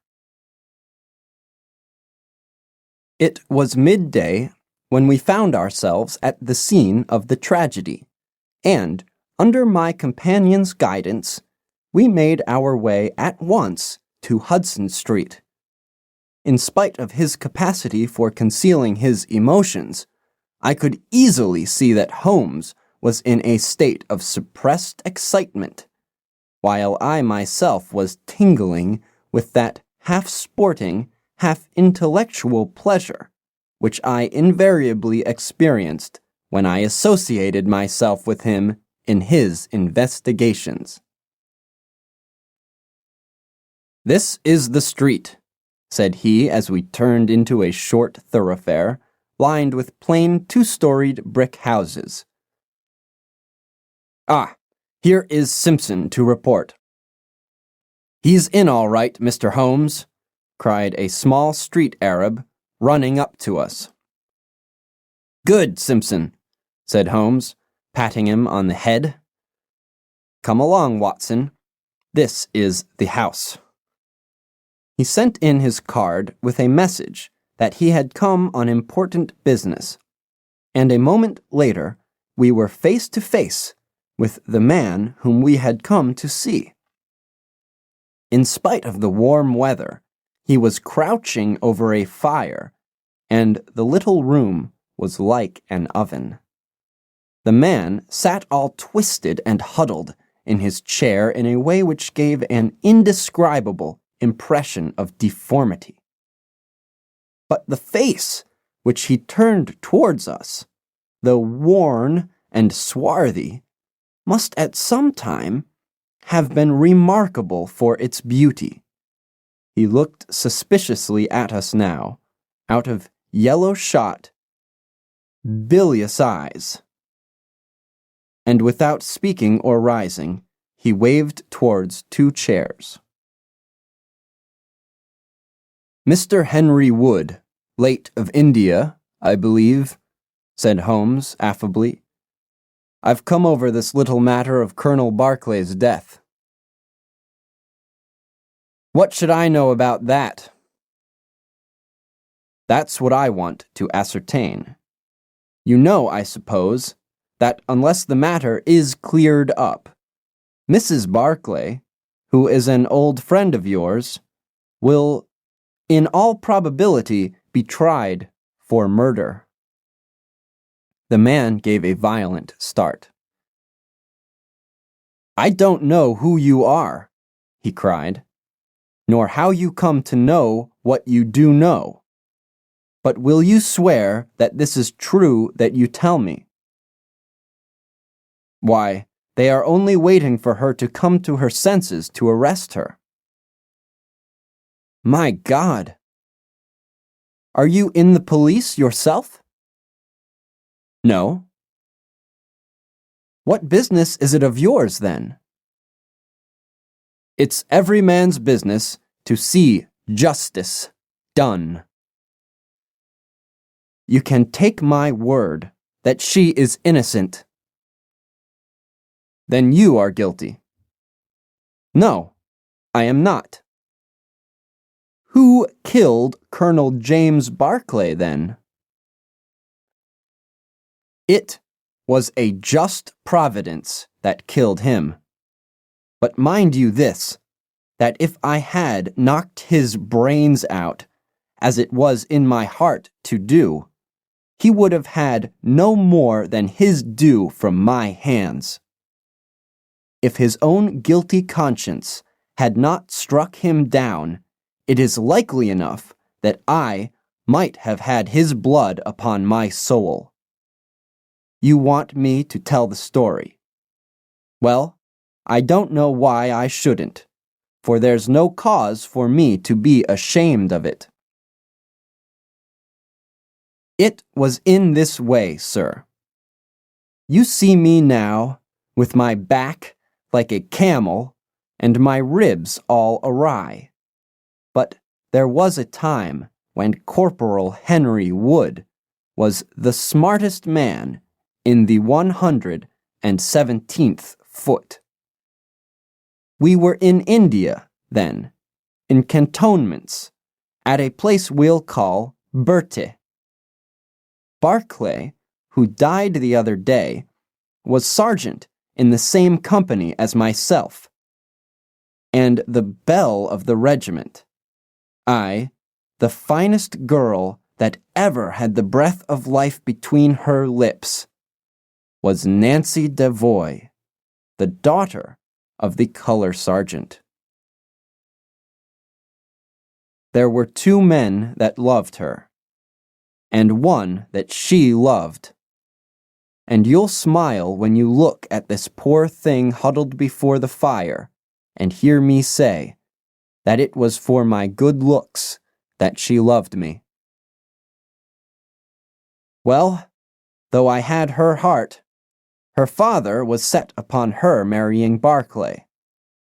I was a harum-scarum, reckless lad, and he had had an education, and was already marked for the sword belt. But the girl held true to me, and it seemed that I would have had her when the mutiny broke out, and all hell was loose in the country.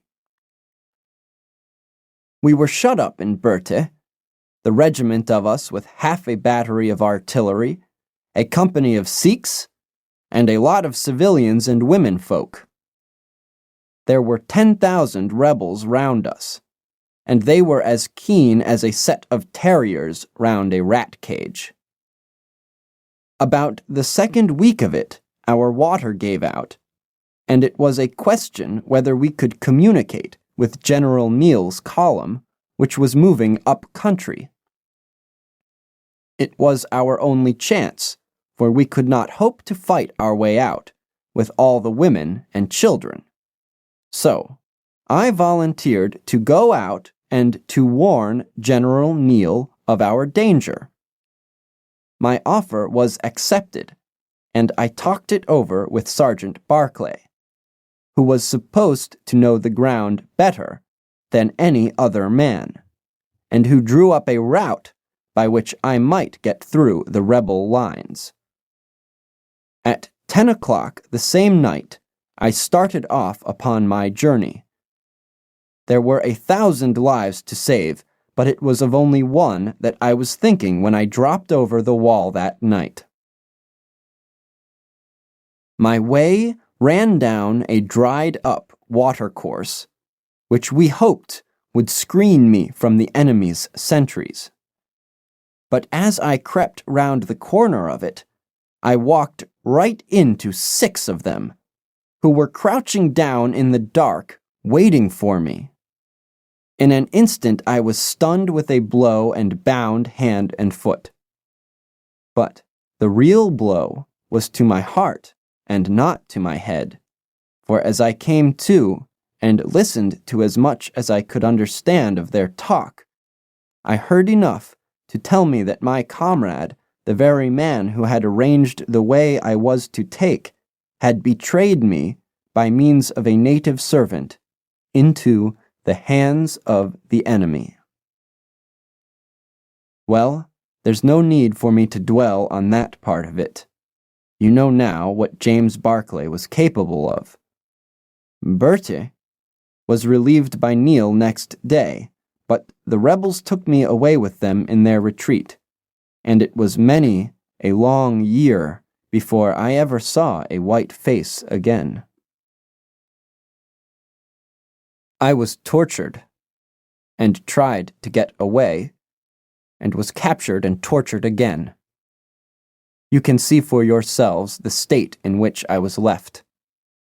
Some of them that fled into Nepal took me with them, and then afterwards I was up past Darjeeling. The hill folk up there murdered the rebels who had me, and I became their slave for a time, until I escaped. But instead of going south, I had to go north, until I found myself among the Afghans. There I wandered about for many a year, and at last came back to the Punjab, where I lived mostly among the natives and picked up a living by the conjuring tricks that I had learned.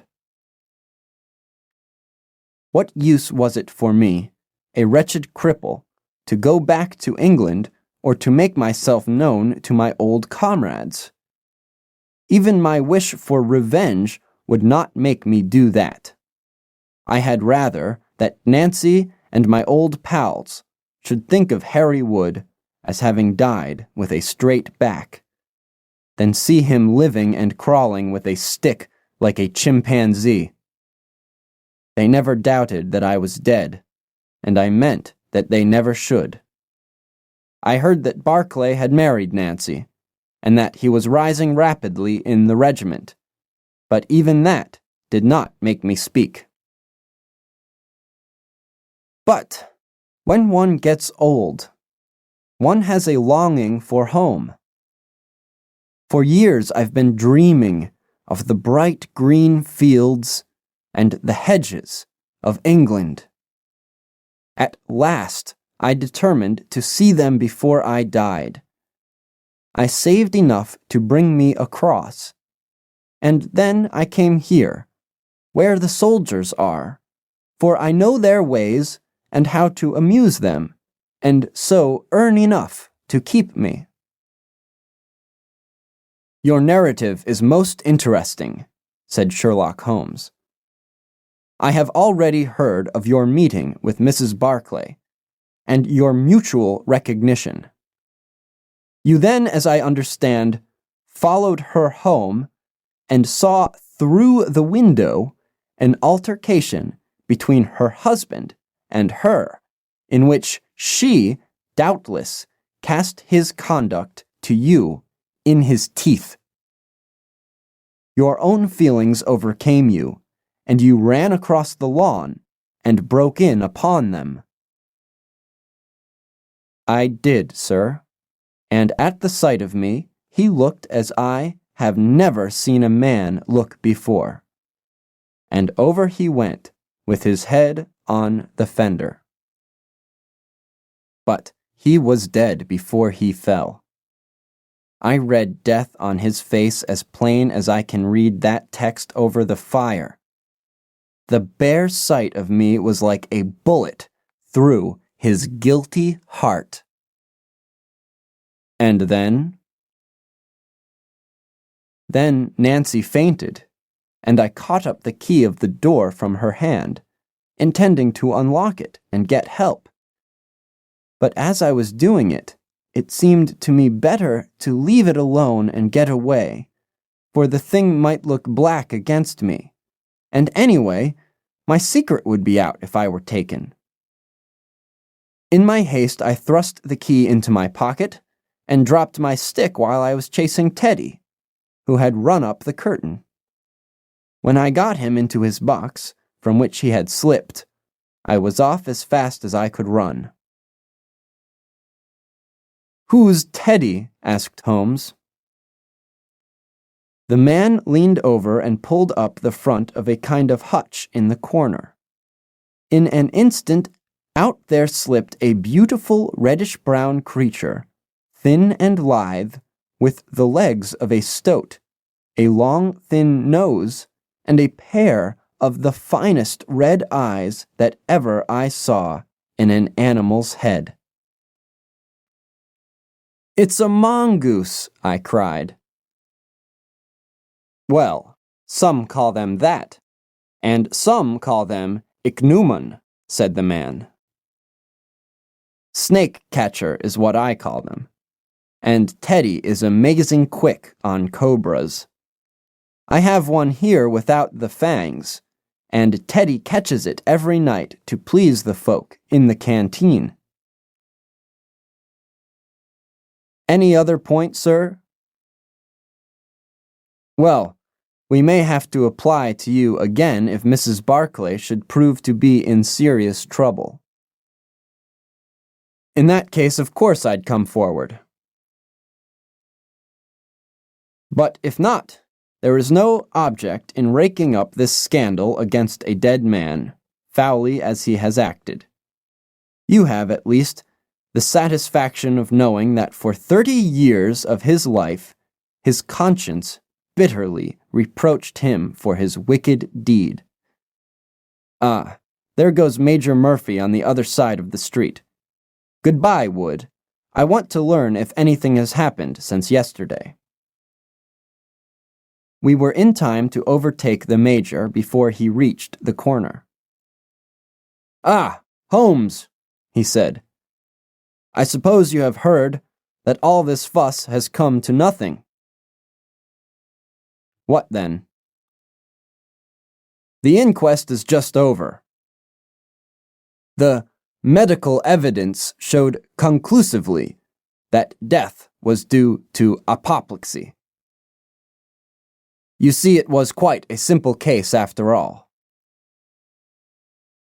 "Oh, remarkably superficial," said Holmes, smiling. "Come, Watson, I don't think we shall be wanted in Aldershot any more." "There's one thing," said I as we walked down to the station. "If the husband's name was James, and the other was Henry, what was this talk about David?" "That one word, my dear Watson, should have told me the whole story, had I been the ideal reasoner which you are so fond of depicting. It was evidently a term of reproach." "Of reproach?" "Yes. David strayed a little occasionally, you know, and on one occasion in the same direction as Sergeant James Barclay. You remember the small affair of Uriah at Bathsheba? My biblical knowledge is a trifle rusty, I fear, but you will find the story in the 1st or 2nd of Samuel."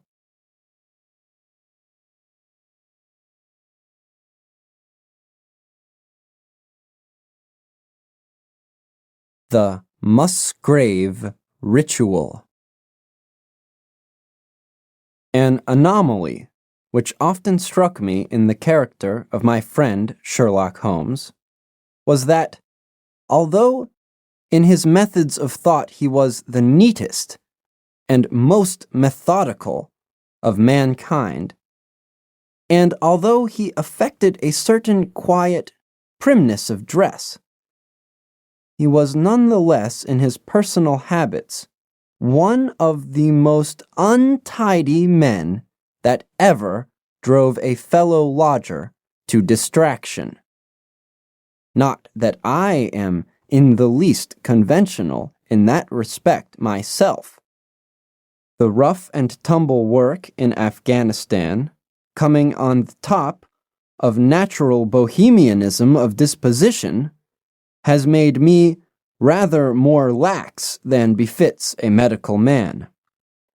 But with me, there is a limit, and when I find a man who keeps his cigars in the coal scuttle, his tobacco in the toe end of a Persian slipper, and his unanswered correspondence transfixed by a jackknife into the very center of his wooden mantelpiece, then I begin to give myself virtuous airs. I have always held, too, that pistol practice should be distinctly an open-air pastime. And when Holmes, in one of his queer humors, would sit in an armchair with his hair trigger and 100 boxer cartridges, and proceed to adorn the opposite wall with a patriotic VR done in bullet pox, I felt strongly that neither the atmosphere nor the appearance of our room was improved by it. Our chambers were always full of chemicals and of criminal relics, which had a way of wandering into unlikely positions, and of turning up in the butter dish or in even less desirable places. But his papers were my great crux. He had a horror of destroying documents, especially those which were connected with his past cases. And yet it was only once in every year or two that he would muster energy to docket and arrange them.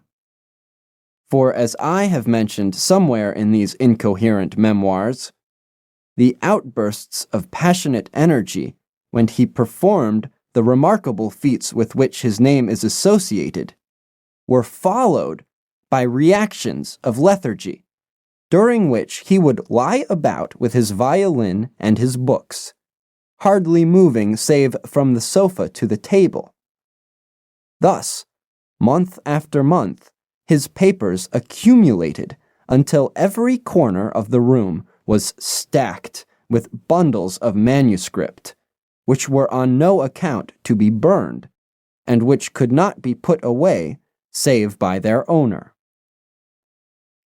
One winter's night, as we sat together by the fire, I ventured to suggest to him that, as he had finished pasting extracts into his commonplace book, he might employ the next 2 hours in making our room a little more habitable.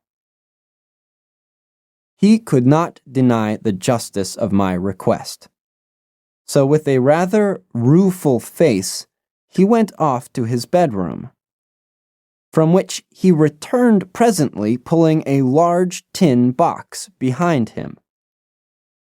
This he placed in the middle of the floor, and, squatting down upon a stool in front of it, he threw back the lid. I could see that it was already a third full of bundles of paper tied up with red tape into separate packages. "There are cases enough here, Watson," said he, looking at me with mischievous eyes. "I think that if you knew all that I had in this box, you would ask me to pull some out instead of putting others in." "These are the records of your early work, then?" I asked. "I have often wished that I had notes of those cases." "Yes, my boy. These were all done prematurely before my biographer had come to glorify me." He lifted bundle after bundle in a tender, caressing sort of way. "They are not all successes, Watson," said he. "But there are some pretty little problems among them. Here's the record of the Tarleton murders, and the case of Vanbury, the wine merchant, and the adventure of the old Russian woman, and the singular affair of the aluminum crutch, as well as a full account of Recoletti of the club foot, and his abominable wife. And here, now, this really is something, a little recherché."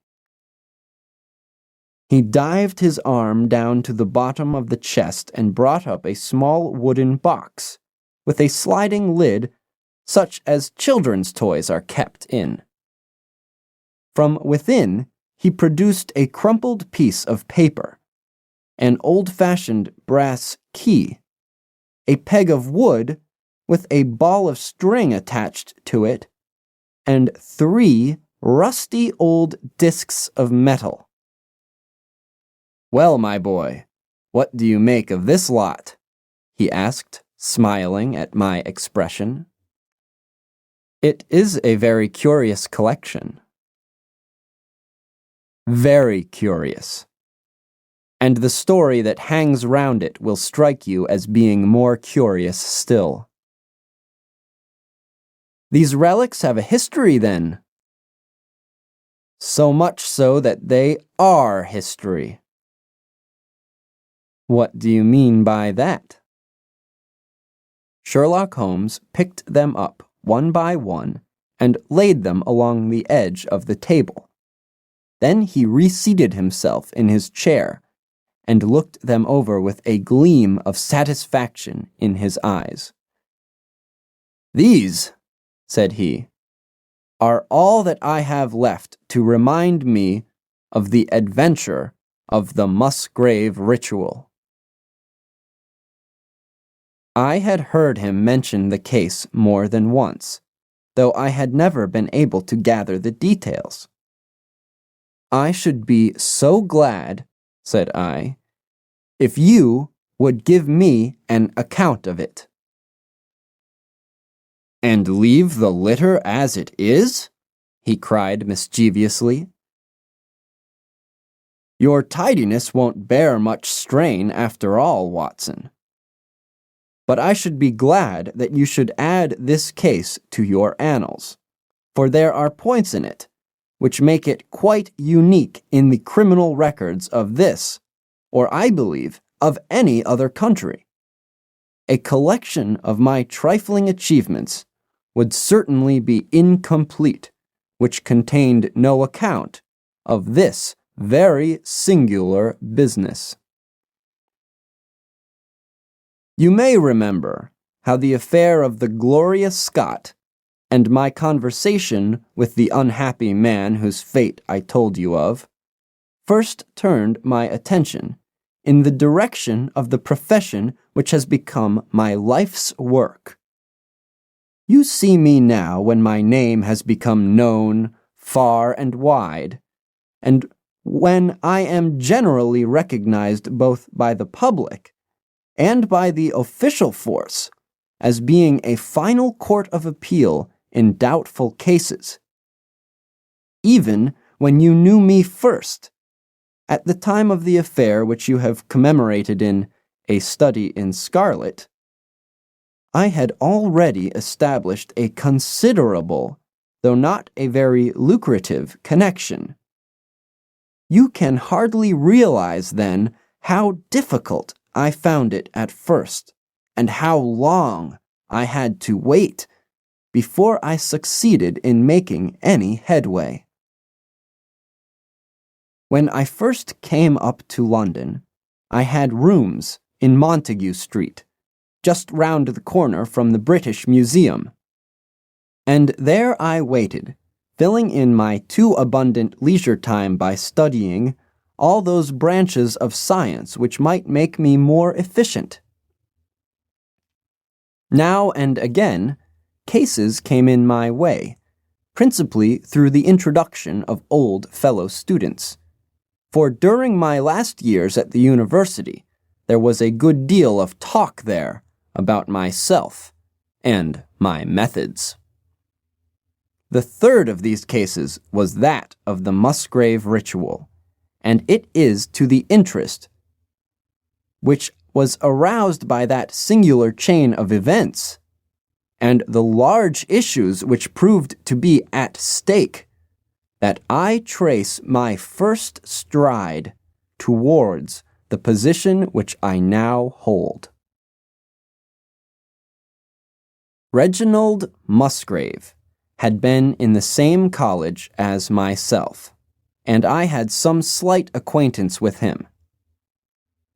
He was not generally popular among the undergraduates, though it always seemed to me that what was set down as pride was really an attempt to cover extreme natural diffidence. In appearance, he was a man of an exceedingly aristocratic type, thin, high-nosed, and large-eyed, with languid and yet courtly manners. He was indeed a scion of one of the very oldest families in the kingdom, though his branch was a cadet one, which had separated from the northern Musgraves sometime in the 16th century, and had established itself in western Sussex, where the manor house of Hurlstone is perhaps the oldest inhabited building in the country. Something of his birthplace seemed to cling to the man, and I never looked at his pale, keen face or the poise of his head without associating him with gray archways and mullioned windows and all the venerable wreckage of a feudal keep. Once or twice we drifted into talk, and I can remember that more than once he expressed a keen interest in my methods of observation and inference. For 4 years I had seen nothing of him until one morning he walked into my room in Montague Street. He had changed little, was dressed like a young man of fashion. He was always a bit of a dandy, and preserved the same quiet, suave manner which had formerly distinguished him. "How has all gone with you, Musgrave?" I asked after we had cordially shaken hands. "You probably heard of my poor father's death," said he. "He was carried off about 2 weeks ago. Since then, I have, of course, had the Hurlstone estate to manage, and as I am member for my district as well, my life has been a busy one. But I understand, Holmes, that you are turning to practical ends those powers with which you used to amaze us." "Yes," said I have taken to living by my wits." "I am delighted to hear it, for your advice at present would be exceedingly valuable to me. We have had some very strange doings at Hurlstone, and the police have been able to throw no light upon the matter. It is really the most extraordinary and inexplicable business. You can imagine with what eagerness I listened to him, Watson, for the very chance for which I had been panting during all those months of inaction seemed to have come within my reach. In my inmost heart, I believed that I could succeed where others failed, and now I had the opportunity to test myself. "Pray, let me have the details," I cried. Reginald Musgrave sat down opposite to me and lit the cigarette which I had pushed towards him. "You must know," said he, "that though I am a bachelor, I have to keep up a considerable staff of servants at Hurlstone, for it is a rambling old place and takes a good deal of looking after.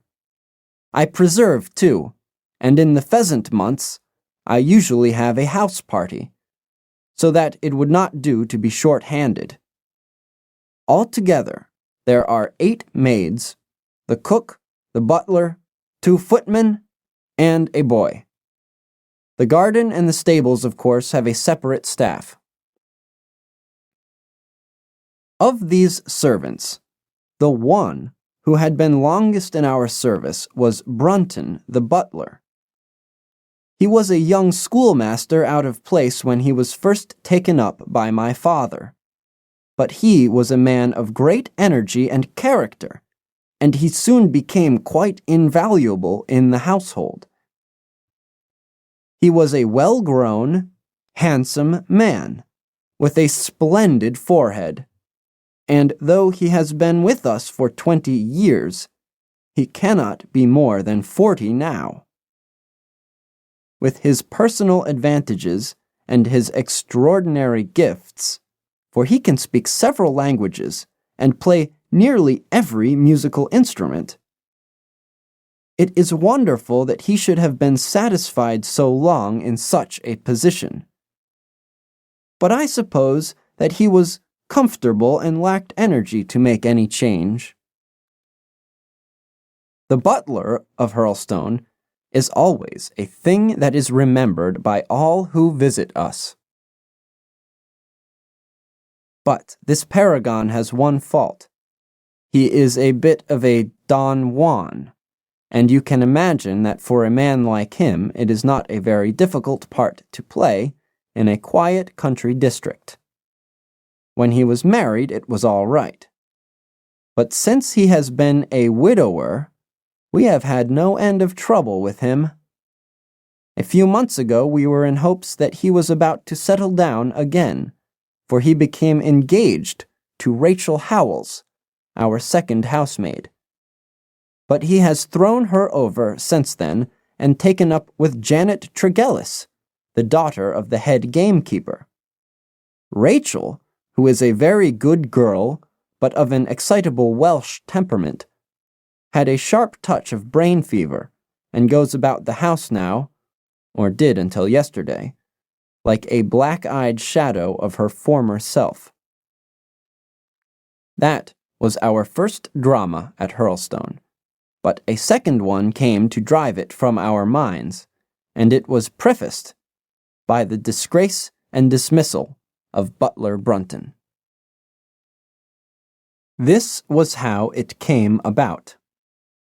I have said that the man was intelligent, and this very intelligence has caused his ruin, for it seems to have led to an insatiable curiosity about things which did not in the least concern him.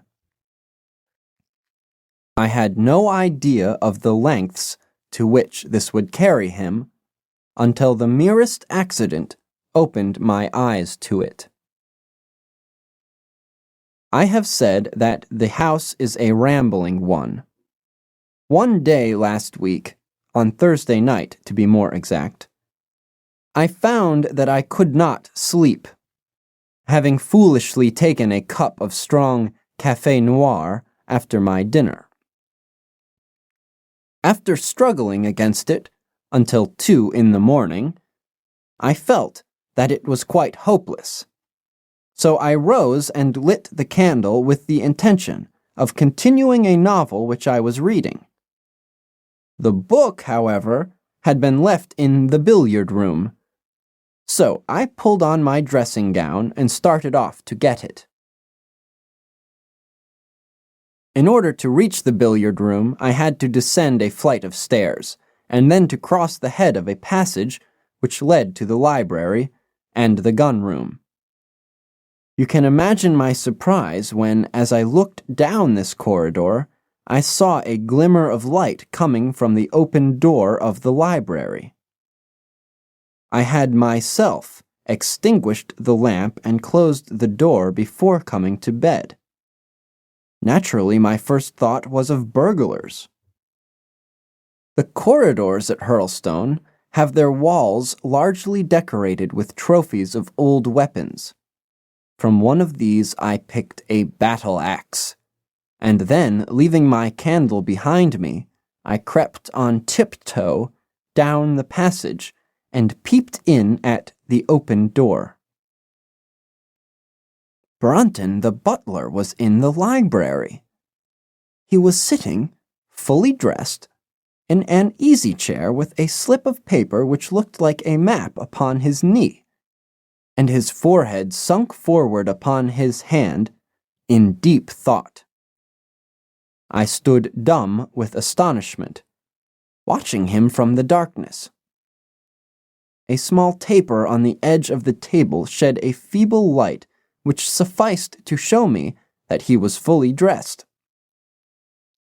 Suddenly, as I looked, he rose from his chair and, walking over to a bureau at the side, he unlocked it and drew out one of the drawers. From this, he took a paper, and returning to his seat, he flattened it out beside the taper on the edge of the table and began to study it with minute attention. My indignation at this calm examination of our family documents overcame me so far that I took a step forward, and Brunton, looking up, saw me standing in the doorway. He sprang to his feet. His face turned livid with fear, and he thrust into his breast the chart-like paper which he had been originally studying. "So," said I, "this is how you repay the trust which we have reposed in you. You will leave my service tomorrow."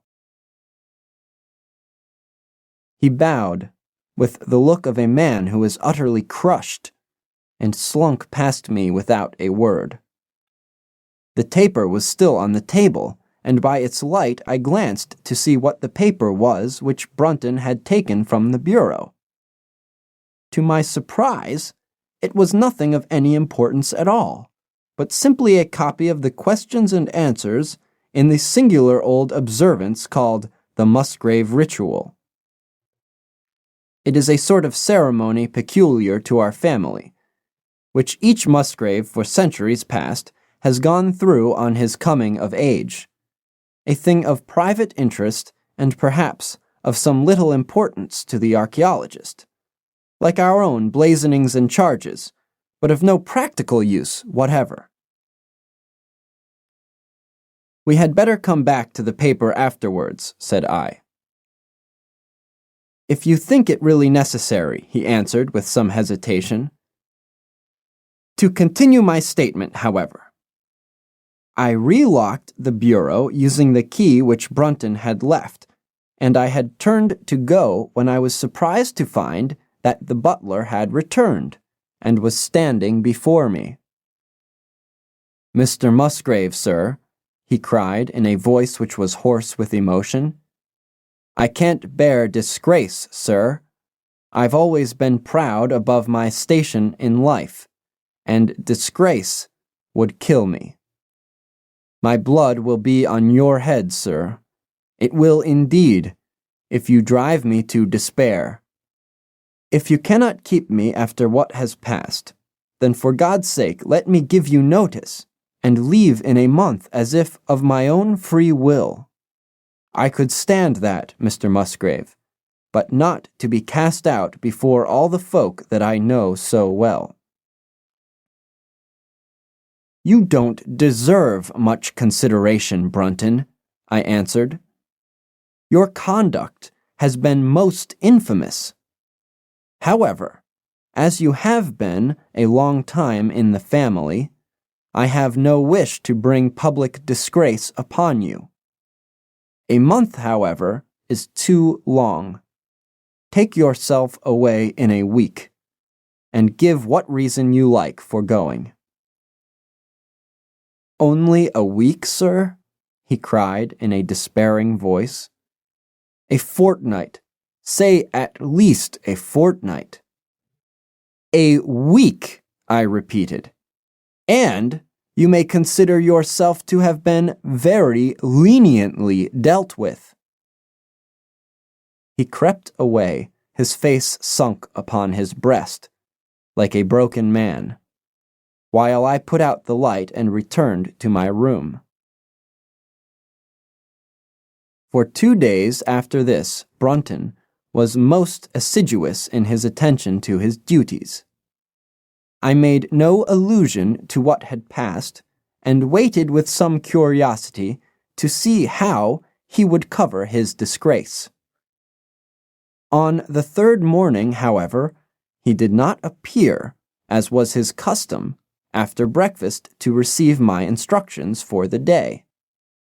As I left the dining room, I happened to meet Rachel Howells, the maid. I have told you that she had only recently recovered from an illness, and was looking so wretchedly pale and wan that I remonstrated her for being at work. "You should be in bed," I said. "Come back to your duties when you are stronger."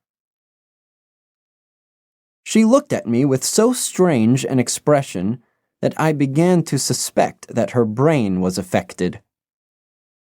"I am strong enough, Mr. Musgrave," said she. "We will see what the doctor says," I answered.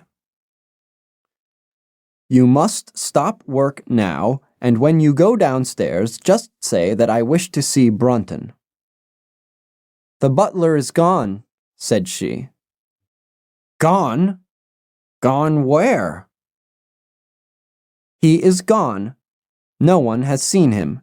He is not in his room." "Oh yes, he is gone. He is gone."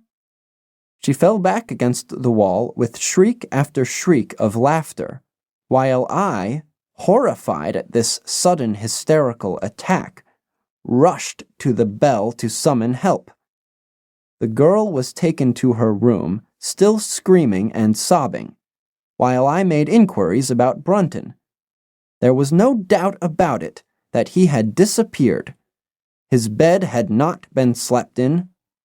He had been seen by no one since he had retired to his room the night before, and yet it was difficult to see how he could have left the house, as both windows and doors were found to be fastened in the morning. His clothes, his watch, and even his money were in his room. But the black suit which he usually wore was missing. His slippers, too, were gone, but his boots were left behind. Where, then, could Butler Brunton have gone in the night, and what could have become of him now? Of course, we searched the house from cellar to garret, but there was no trace of him. It is, as I have said, a labyrinth of an old house, especially the original wing, which is now practically uninhabited. But we ransacked every room and cellar without discovering the least sign of the missing man. It was incredible to me that he could have gone away, leaving all his property behind him. And yet, where could he be? I called in the local police, but without success. Rain had fallen on the night before, and we examined the lawn and the paths all round the house. But in vain. Matters were in this state, when a new development quite drew our attention away from the original mystery. For 2 days, Rachel Howells had been so ill, sometimes delirious, sometimes hysterical, that a nurse had been employed to sit up with her at night. On the third night after Brunton's disappearance, the nurse, finding her patient sleeping nicely, had dropped into a nap in the armchair. When she woke in the early morning to find the bed empty, the window open, and no signs of the invalid. I was instantly aroused, and with the two footmen, started off at once in search of the missing girl. It was not difficult to tell the direction which she had taken, for, starting from under her window, we could follow her footmarks easily across the lawn to the edge of the mere, where they vanished close to the gravel path, which leads out of the grounds. The lake there is 8 feet deep, and you can imagine our feelings when we saw that the trail of the poor demented girl came to an end at the edge of it. Of course, we had the drags at once, and set to work to recover the remains, but no trace of the body could we find.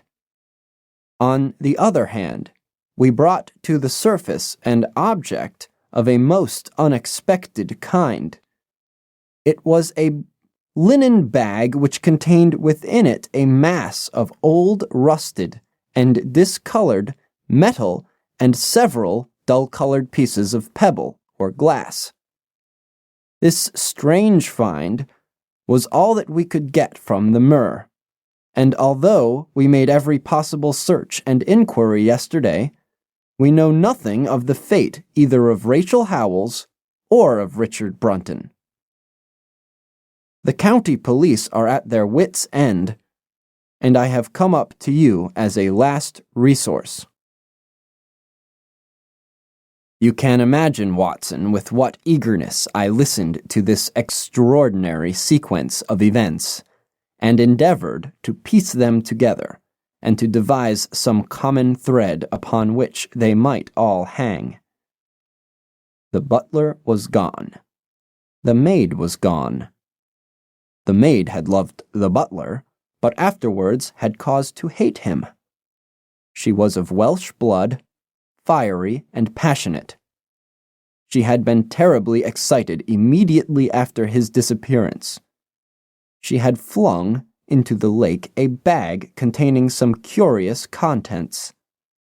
These were all factors which had to be taken into consideration, and yet none of them got quite to the heart of the matter. What was the starting point of this chain of events?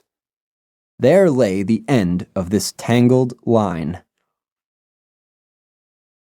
"I must see that paper, Musgrave," said I, "which this butler of yours thought it worth his while to consult, even at the risk of the loss of his place." "It is rather an absurd business, this ritual of ours," he answered, "but it has at least the saving grace of antiquity to excuse it.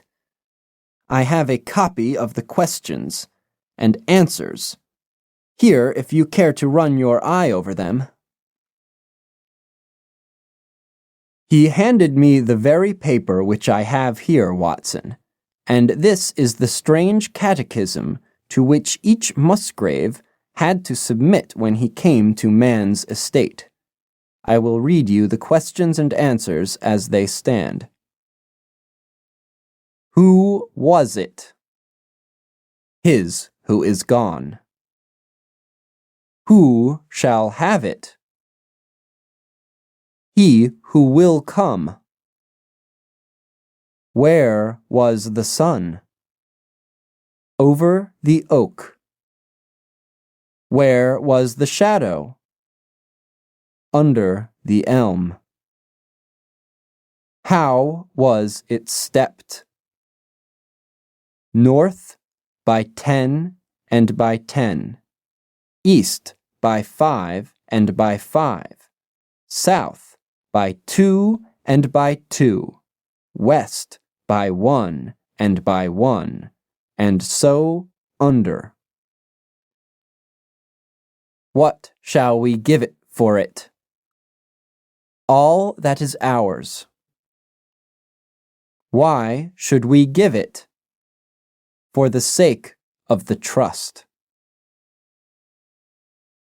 The original has no date, but it is in the spelling of the middle of the 17th century, remarked Musgrave. I am afraid, however, that it can be of little help to you in solving this mystery. At least, said I, it gives us another mystery, and one which is even more interesting than the first. It may be that the solution of the one may prove to be the solution of the other. You will excuse me, Musgrave, if I say that your butler appears to me to have been a very clever man, and to have had a clearer insight than 10 generations of his masters. I hardly follow you, said Musgrave. The paper seems to me to be of no practical importance. But to me it seems immensely practical, and I fancy that Brunton took the same view. He had probably seen it before that night on which you caught him. It is very possible. We took no pains to hide it. He simply wished, I should imagine, to refresh his memory upon that last occasion. He had, as I understand, some sort of map or chart which he was comparing with the manuscript, and which he thrust into his pocket when you appeared. That is true, but what could he have to do with this old family custom of ours? And what does this rigmarole mean? I don't think that we should have much difficulty in determining that, said I. With your permission, we will take the first train down to Sussex and go a little more deeply into the matter upon the spot. The same afternoon saw us both at Hurlstone. Possibly you have seen pictures and read descriptions of the famous old building, so I will confine my account of it to saying that it is built in the shape of an L, the long arm being the more modern portion, and the shorter the ancient nucleus from which the other has developed. Over the low, heavy, linteled door, in the center of this old part, is chiseled the date 1607, but experts are agreed that the beams and stonework are really much older than this. The enormously thick walls and tiny windows of this part had, in the last century, driven the family into building the new wing, and the old one was used now as a storehouse and a cellar, when it was used at all. A splendid park with fine old timber surrounds the house, and the lake, to which my client had referred, lay close to the avenue, about 200 yards from the building.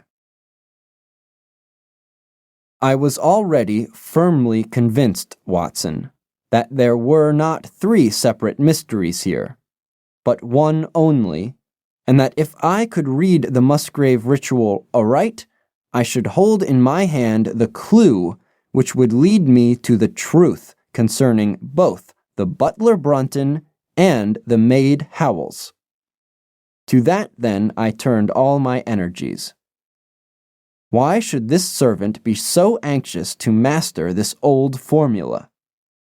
Evidently because he saw something in it which had escaped all those generations of country squires, and from which he expected some personal advantage. What was it, then, and how had it affected his fate?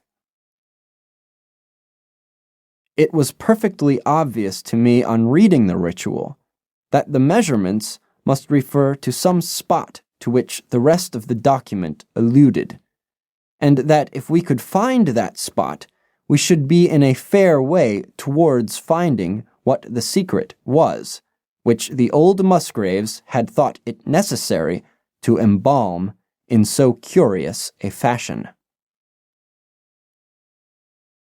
There were two guides given us to start with, an oak and an elm. As to the oak, there could be no question at all. Right in front of the house, upon the left-hand side of the drive, there stood a patriarch among oaks, one of the most magnificent trees that I have ever seen. "That was there when your ritual was drawn up," said I as we drove past it. "It was there at the Norman Conquest in all probability," he answered. "It has a girth of 23 feet. Here was one of my fixed points secured. "Have you any old elms?" I asked. "There used to be a very old one over yonder, but it was struck by lightning 10 years ago, and we cut down the stump." "You can see where it used to be?" "Oh, yes." "There are no other elms?" "No old ones, but plenty of beeches." "I should like to see where it grew." We had driven up in a dog cart, and my client led me away at once, without our entering the house, to the scar on the lawn where the elm had stood. It was nearly midway between the oak and the house. My investigation seemed to be progressing. "I suppose it is impossible to find out how high the elm was?" I asked. "I can give you it at once. It was 64 feet. "How do you come to know it?" I asked in surprise. "When my old tutor used to give me an exercise in trigonometry, it always took the shape of measuring heights. When I was a lad, I worked out every tree and building in the estate." This was an unexpected piece of luck. My data were coming more quickly than I could have reasonably hoped. "Tell me," I asked, "did your butler ever ask you such a question?" Reginald Musgrave looked at me in astonishment. "Now that you call it to my mind," he answered, "Brunton did ask me about the height of the tree some months ago, in connection with some little argument with the groom." This was excellent news, Watson, for it showed me that I was on the right road. I looked up at the sun.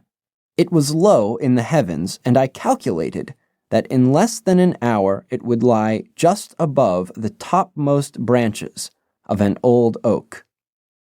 One condition mentioned in the ritual would then be fulfilled, and the shadow of the elm must mean the farther end of the shadow, otherwise the trunk would have been chosen as the guide. I had then to find where the far end of the shadow would fall when the sun was just clear of the oak. "That must have been difficult, Holmes, when the elm was no longer there." "Well, at least I knew that if Brunton could do it, I could also. Besides, there was no real difficulty. I went with Musgrave to his study and whittled myself this peg, to which I tied this long string with a knot at each yard. Then I took 2 lengths of a fishing rod, which came to just 6 feet, and I went back with my client to where the elm had been. The sun was just grazing the top of the oak. I fastened the rod on end, marked out the direction of the shadow, and measured it. It was 9 feet in length. Of course, the calculation now was a simple one. If a rod of 6 feet threw a shadow of 9, a tree of 64 feet would throw one of 96, and the line of the one would of course be the line of the other. I measured out the distance, which brought me almost to the wall of the house, and I thrust a peg into the spot. You can imagine my exultation, Watson, when within 2 inches of my peg I saw a conical depression in the ground. I knew that it was the mark made by Brunton in his measurements, and that I was still upon his trail. From this starting point, I proceeded to step, having first taken the cardinal points by my pocket compass. 10 steps with each foot took me along parallel with the wall of the house, and again I marked my spot with a peg. Then I carefully paced off 5 to the east and 2 to the south. It brought me to the very threshold of the old door. 2 steps to the west meant now that I was to go 2 paces down the stone-flagged passage, and this was the place indicated by the ritual. Never have I felt such a cold chill of disappointment, Watson. For a moment it seemed to me that there must be some radical mistake in my calculations. The setting sun shone full upon the passage floor, and I could see that the old, foot-worn gray stones with which it was paved were firmly cemented together, and had certainly not been moved for many a long year. Brunton had not been at work here. I tapped upon the floor, but it sounded the same all over, and there was no sign of any crack or crevice. But fortunately, Musgrave, who had begun to appreciate the meaning of my proceedings, and who was now as excited as myself, took out his manuscript to check my calculations. "And under," he cried. "You have omitted the and under." I had thought that it meant that we were to dig, but now, of course, I saw at once that I was wrong. "There is a cellar under this, then?" I cried. "Yes, and as old as the house, down here through this door." We went down a winding stone stair, and my companion, striking a match, lit a large lantern which stood on a barrel in the corner.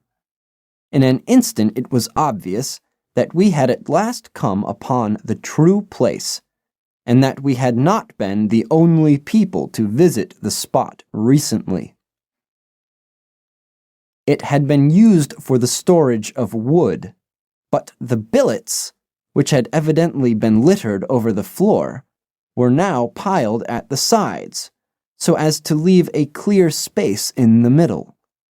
In this space lay a large and heavy flagstone with a rusted iron ring in the center, to which a thick shepherd's check muffler was attached.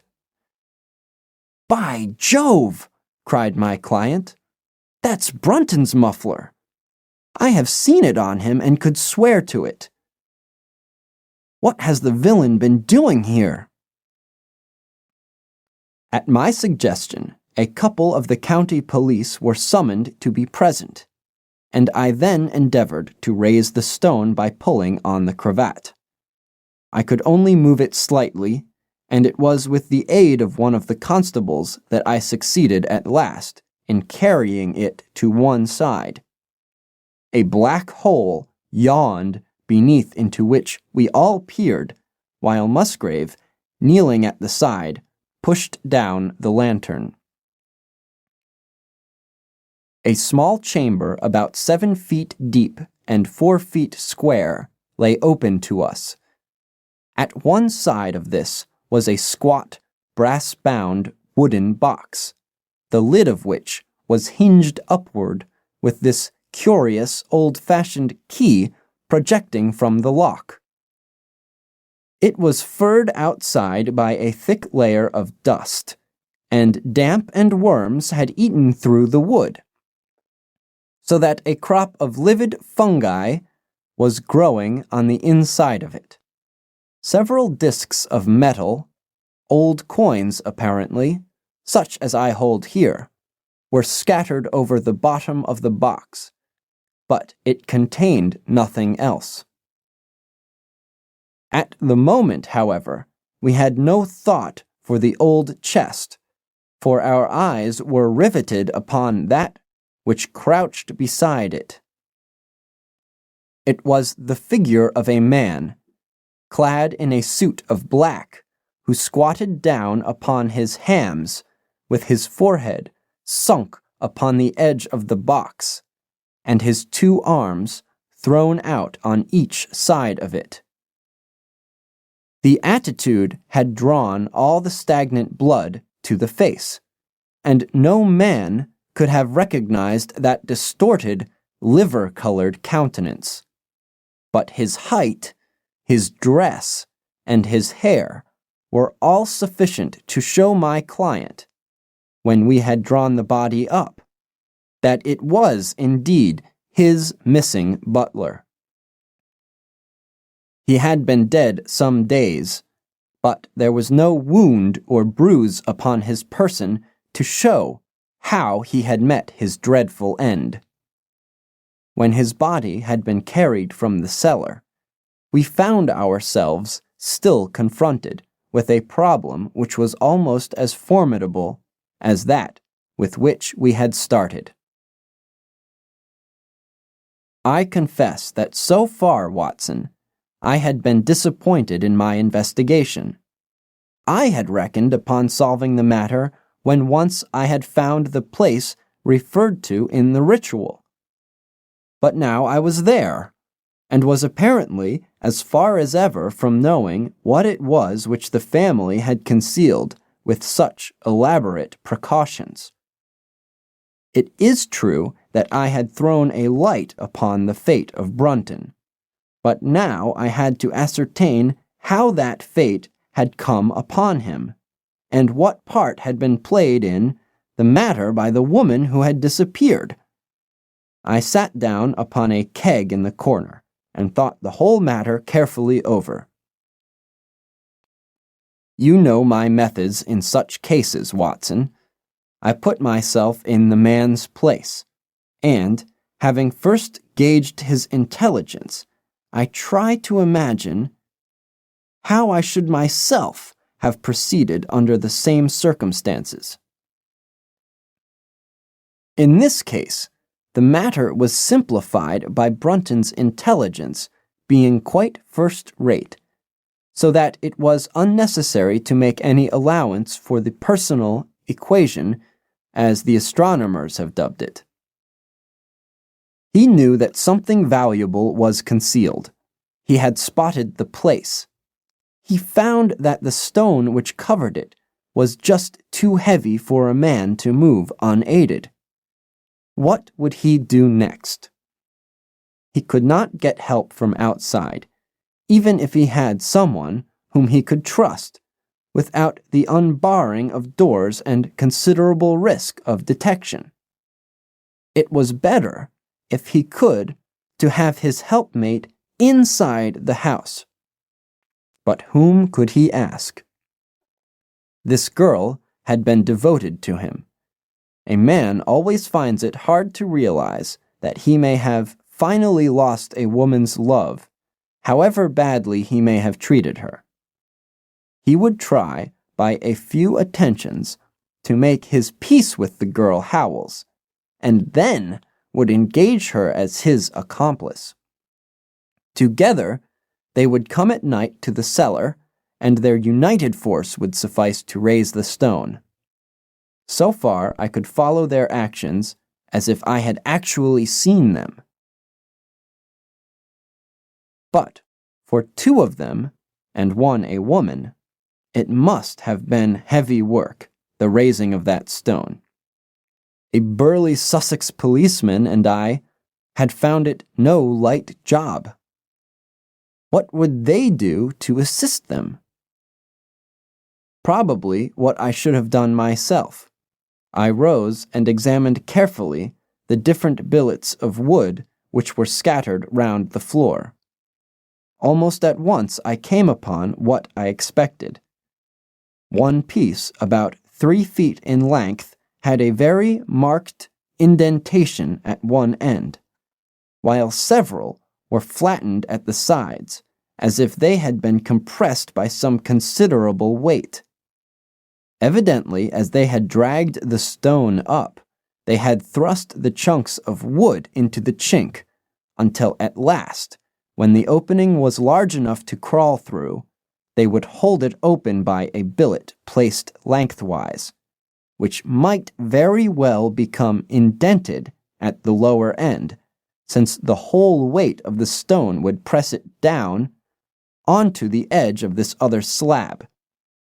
So far, I was still on safe ground.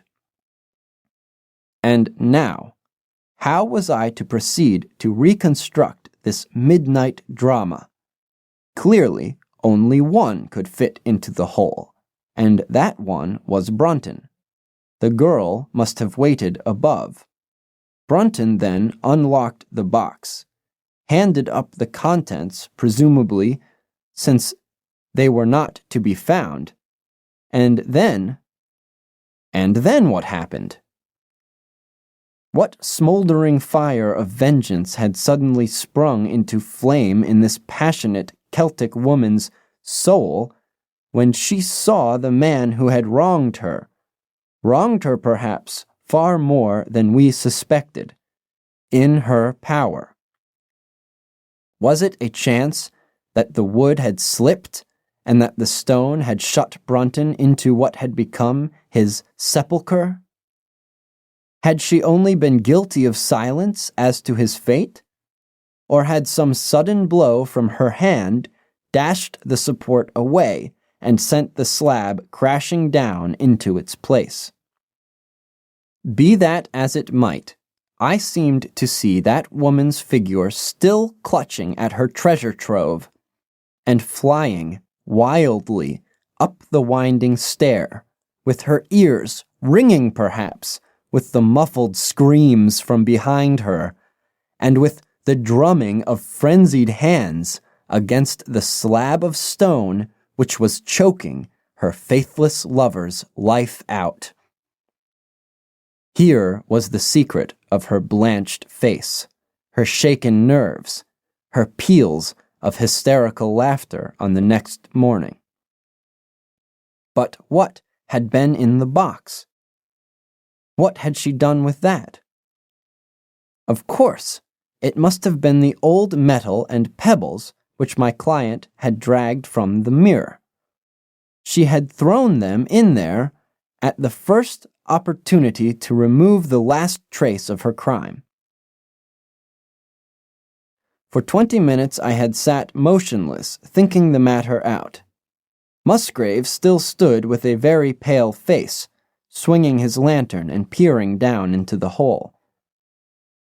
"These are coins of Charles I," said he, holding out the few which had been in the box. "You see, we were right in fixing our date for the ritual." "We may find something else of Charles I," I cried, as the probable meaning of the first 2 questions of the ritual broke suddenly upon me. "Let me see the contents of the bag which you fished from the mire." We ascended to his study, and he laid the debris before me. I could understand his regarding it as of small importance when I looked at it, for the metal was almost black, and the stones lusterless and dull. I rubbed one of them on my sleeve, however, and it glowed afterwards like a spark in the dark hollow of my hand. The metalwork was in the form of a double ring, but it had been bent and twisted out of its original shape. "You must bear in mind," said I, "that the royal party made head in England even after the death of the king, and that when they at last fled, they probably left many of their most precious possessions buried behind them, with the intention of returning for them in more peaceful times. My ancestor, Sir Ralph Musgrave, was a prominent cavalier and the right-hand man of Charles II in his wanderings, said my friend. Ah, indeed, I answered. Well now, I think that really should give us the last link that we wanted. I must congratulate you on coming into the possession, though in rather a tragic manner, of a relic which is of great intrinsic value, but even greater importance as a historical curiosity. What is it then? He gasped in astonishment. It is nothing less than the ancient crown of the kings of England. The crown! Precisely. Consider what the ritual says. How does it run? Whose was it? His who is gone. That was after the execution of Charles. Then, who shall have it? He who will come.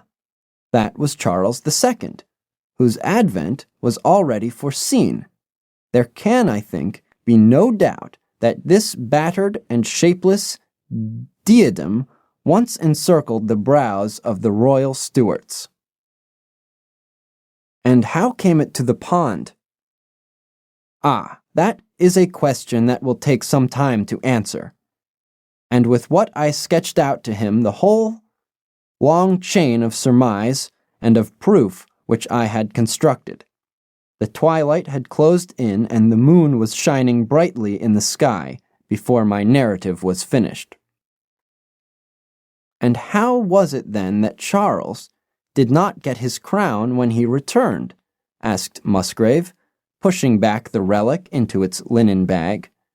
Ah, there you lay your finger upon the one point which we shall probably never be able to clear up.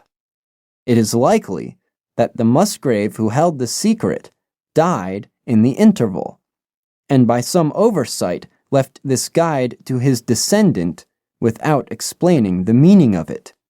From that day to this, it has been handed down from father to son, until at last it came within reach of a man who tore its secret out of it and lost his life in the venture. And that's the story of the Musgrave Ritual, Watson. They have the crown down at Hurlstone, though they have some legal bother and a considerable sum to pay before they were allowed to retain it. I am sure that if you mentioned my name, they would be happy to show it to you. Of the woman, nothing was ever heard, and the probability is that she got away out of England and carried herself, and the memory of her crime, to some land beyond the seas.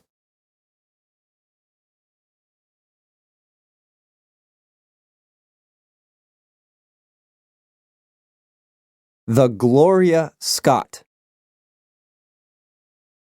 I have some papers here, said my friend Sherlock Holmes, as we sat one winter's night on either side of the fire, which I really think, Watson, that it would be worth your while to glance over. These are the documents in the extraordinary case of the Gloria Scott. And this is the message, which struck Justice of the Peace Trevor dead with horror when he read it. He had picked from a drawer a little tarnished cylinder, and undoing the tape, he handed me a short note scrawled upon a half-sheet of slate-gray paper. The supply of game for London is going steadily up, it ran. Head keeper Hudson, we believe, has been now told to receive all orders for fly paper and for preservation of your hen pheasant's life. As I glanced up from reading this enigmatical message, I saw Holmes chuckling at the expression upon my face. "You look a little bewildered," said he. I cannot see how such a message as this could inspire horror. It seems to me to be rather grotesque than otherwise. Very likely. Yet, the fact remains that the reader, who was a fine, robust old man, was knocked clean down by it, as if it had been the butt end of a pistol. "You arouse my curiosity," said I. "But why did you say just now that there were very particular reasons why I should study this case?" "Because it was the first in which I was ever engaged."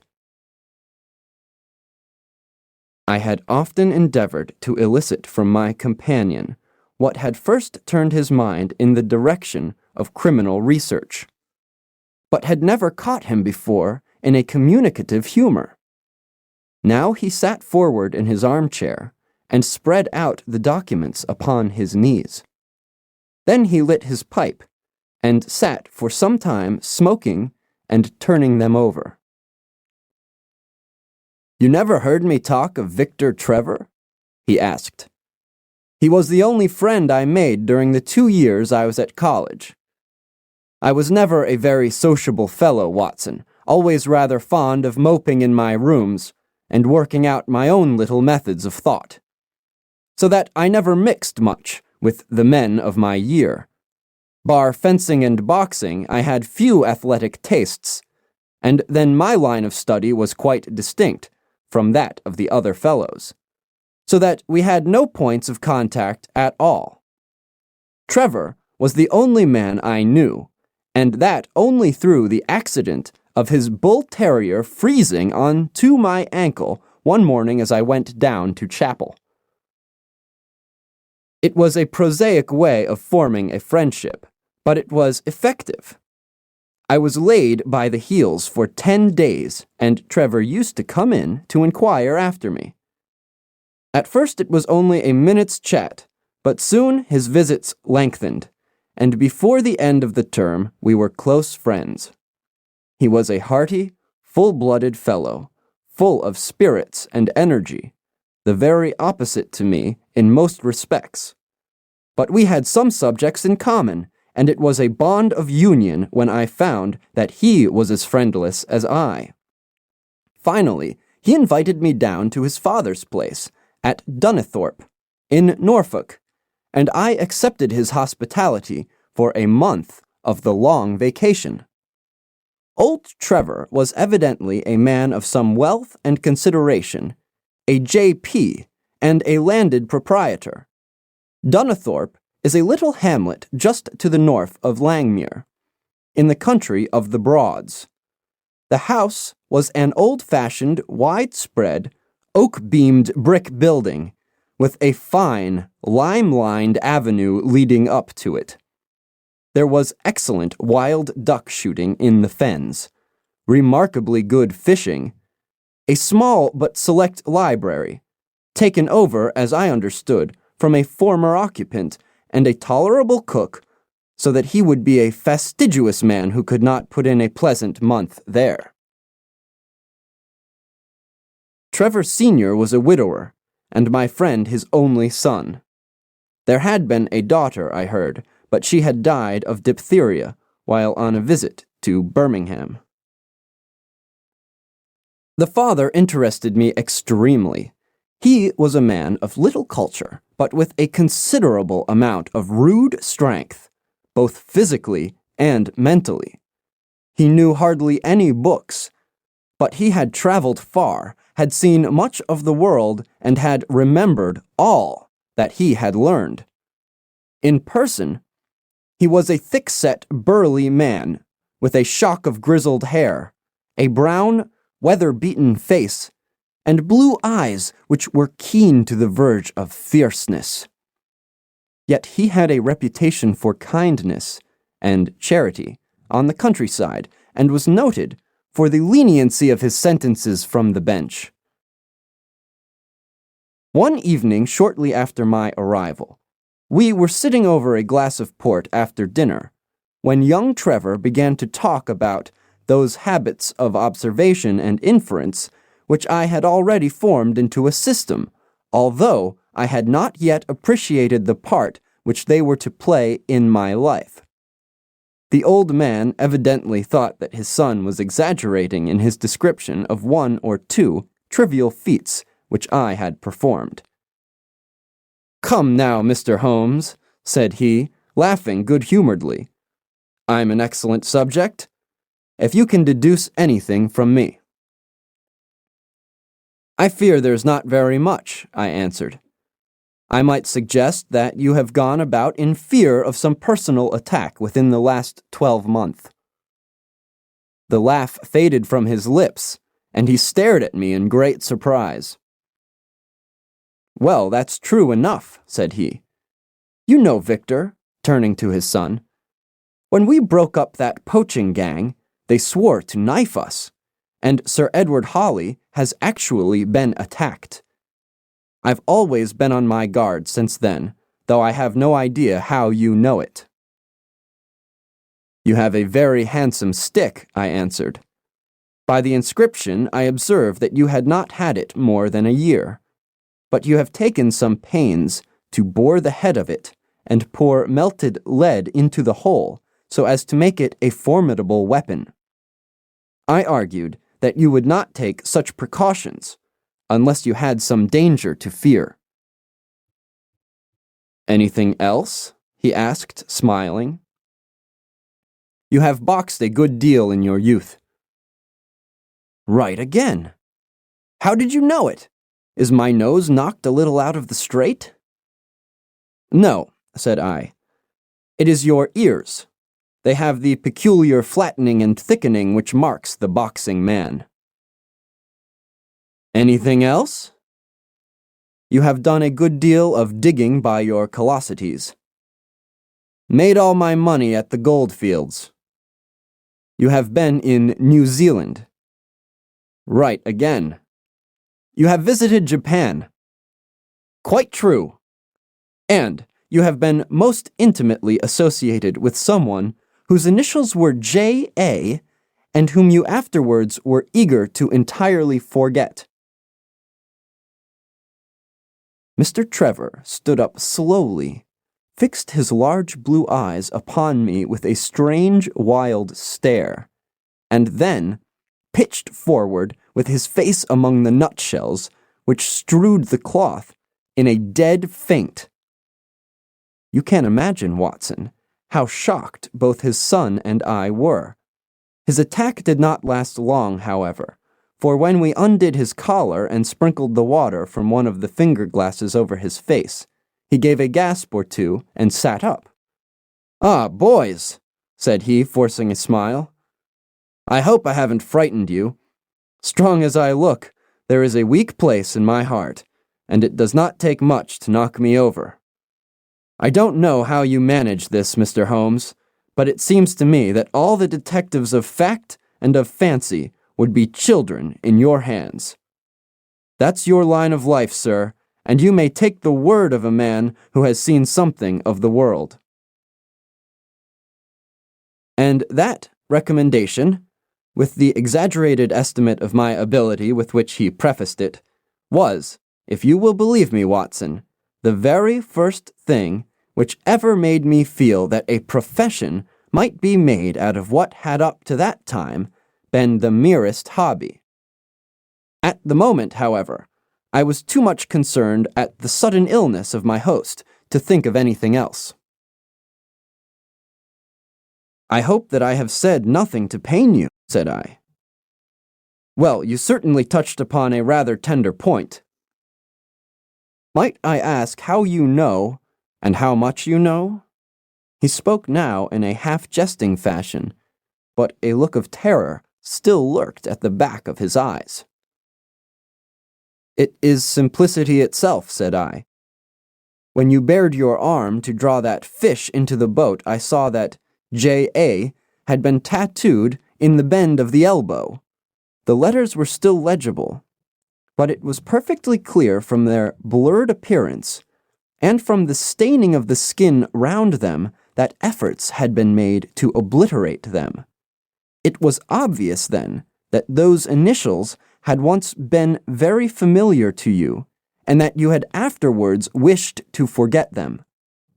"What an eye you have!" he cried with a sigh of relief.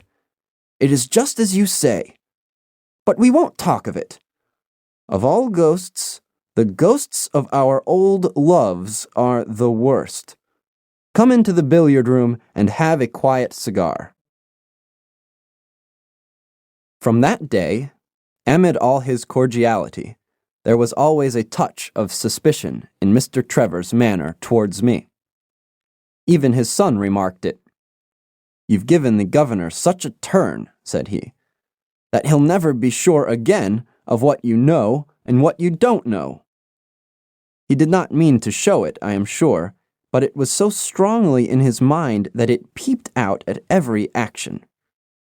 At last I became so convinced that I was causing him uneasiness that I drew my visit to a close. On the very day, however, before I left, an incident occurred which proved, in the sequel, to be of importance. We were sitting out upon the lawn on garden chairs, the three of us, basking in the sun and admiring the view across the Broads, when a maid came out to say that there was a man at the door who wanted to see Mr. Trevor. "What is his name?" asked my host. "He would not give any." "What does he want, then?" "He says that you know him and that he only wants a moment's conversation." "Show him round here." An instant afterwards, there appeared a little wizened fellow with a cringing manner and a shambling style of walking.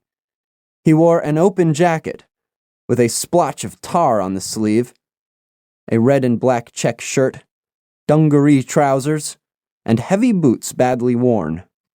His face was thin and brown and crafty, with a perpetual smile upon it, which showed an irregular line of yellow teeth, and his crinkled hands were half closed in a way that is distinctive of sailors. As he came slouching across the lawn, I heard Mr. Trevor make a sort of hiccuping noise in his throat, and, jumping out of his chair, he ran into the house. He was back in a moment, and I smelt a strong reek of brandy as he passed me. "Well, my man," said he, "what can I do for you?" The sailor stood looking at him with puckered eyes, and with the same loose-lipped smile upon his face. "You don't know me?" he asked. "Why, dear me, it is surely Hudson," said Mr. Trevor in a tone of surprise. "Hudson it is, sir," said the seaman. "Why, it's 30 year and more since I saw you last. Here you are in your house, and me still picking my salt meat out of the harness cask." "Tut, you will find that I have not forgotten old times," cried Mr. Trevor, and walking towards the sailor, he said something in a low voice. "Go into the kitchen," he continued out loud, "and you will get food and drink. I have no doubt that I shall find you a situation." "Thank you, sir," said the seaman, touching his forelock. "I'm just off a 2-yearer and an 8-knot tramp, short-handed at that, and I wants a rest. I thought I'd get it either with Mr. Beddoes or with you." "Ah," cried Mr. Trevor, "you know where Mr. Beddoes is?" "Bless you, sir, I know where all my old friends are," said the fellow with a sinister smile, and he slouched off after the maid to the kitchen. Mr. Trevor mumbled something to us about having been shipmate with the man when he was going back to the diggings, and then, leaving us on the lawn, he went indoors. An hour later, when we entered the house, we found him stretched, dead drunk, upon the dining-room sofa. The whole incident left a most ugly impression upon my mind, and I was not sorry next day to leave Donnithorpe behind me, for I felt that my presence must be a source of embarrassment to my friend. All this occurred during the first month of the long vacation. I went up to my London rooms where I spent 7 weeks working but a few experiments in organic chemistry.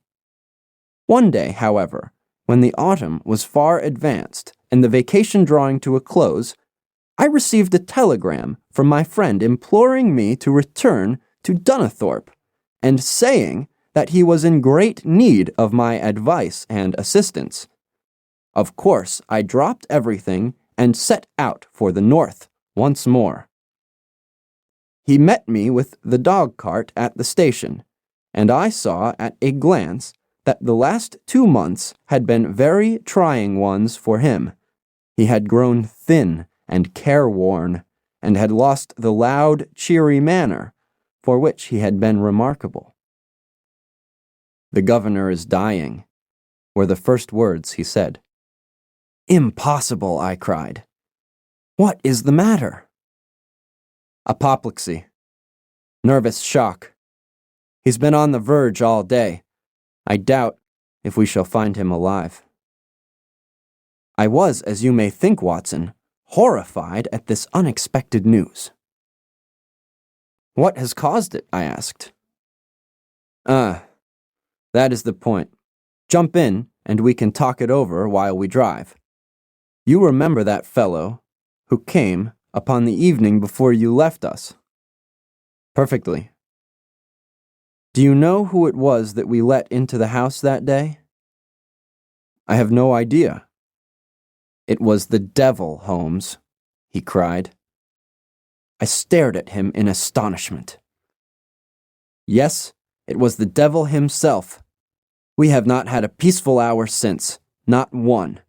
The governor has never held up his head from that evening, and now the life has been crushed out of him and his heart broken, all through this accursed Hudson." "What power had he then?"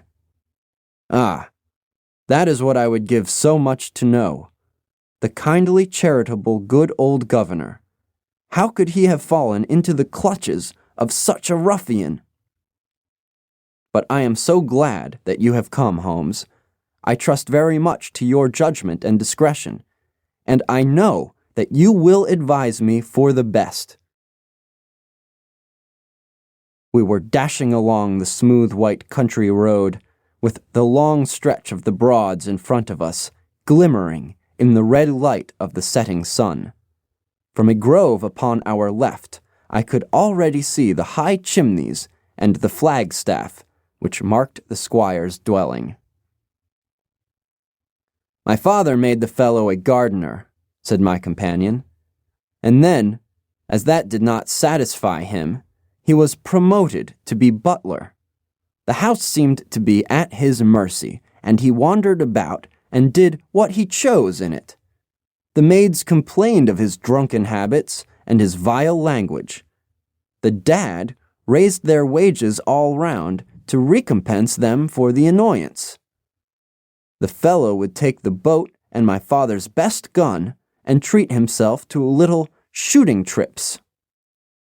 And all this with such a sneering, leering, insolent face that I would have knocked him down 20 times over if he had been a man of my own age. I tell you, Holmes, I have had to keep a tight hold upon myself all this time, and now I am asking myself whether, if I had let myself go a little more, I might not have been a wiser man." Well, matters went from bad to worse with us, and this animal, Hudson, became more and more intrusive, until at last, on his making some insolent reply to my father in my presence one day, I took him by the shoulders and turned him out of the room. He slunk away with a livid face and 2 venomous eyes, which uttered more threats than his tongue could do. I don't know what passed between the poor dad and him after that, but the dad came to me next day and asked me whether I would mind apologizing to Hudson. I refused, as you can imagine, and asked my father how he could allow such a wretch to take such liberties with himself in his household. "Ah, my boy," said he, "it is all very well to talk, but you don't know how I am placed. But you shall know, Victor. I'll see that you shall know, come what may. You wouldn't believe harm of your poor old father, would you, lad?" He was very much moved, and shut himself up in the study all day, where I could see through the window that he was writing busily. That evening there came what seemed to me to be a grand release, for Hudson told us that he was going to leave us. He walked into the dining room as we sat after dinner and announced his intention in the thick voice of a half-drunken man. "I've had enough of Norfolk," said he. "I'll run down to Mr. Beddoes in Hampshire. He'll be as glad to see me as you were, I dare say." "You're not going away in an unkind spirit, Hudson, I hope," said my father with a tameness which made my blood boil. "I've not had my apology," said he sulkily, glancing in my direction. "Victor, you will acknowledge that you have used this worthy fellow rather roughly," cried the dad, turning to me. "On the contrary, I think that we have both shown extraordinary patience towards him," I answered. "Oh, do you? Do you?" he snarled. "Very good, mate. We'll see about that." He slouched out of the room, and half an hour afterwards left the house, leaving my father in a state of pitiable nervousness. Night after night I heard him pacing his room, and it was just as he was recovering his confidence that the blow did at last fall. "And how?" I asked eagerly. "In a most extraordinary fashion. A letter arrived for my father yesterday evening, bearing the Fordingham postmark. My father read it, clapped both his hands to his head, and began running round the room in little circles, like a man who has been driven out of his senses. When I at last drew him down on the sofa, his mouth and eyelids were all puckered on one side, and I saw that he had had a stroke. Dr. Fordham came over at once. We put him to bed, but the paralysis has spread. He has shown no sign of returning consciousness, and I think that we shall hardly find him alive." "You horrify me, Trevor," I cried. "What then could have been in this letter to cause so dreadful a result?" "Nothing. There lies the inexplicable part of it. The message was absurd and trivial. Ah, my God, it is as I feared." As he spoke, we came round the curve of the avenue and saw in the fading light that every blind in the house had been drawn down. As we dashed up to the door, my friend's face convulsed with grief. A gentleman in black emerged from it. "When did it happen, Doctor?" asked Trevor. "Almost immediately after you left." "Did he recover consciousness?" "For an instant before the end." "Any message for me?" "Only that the papers were in the back drawer of the Japanese cabinet."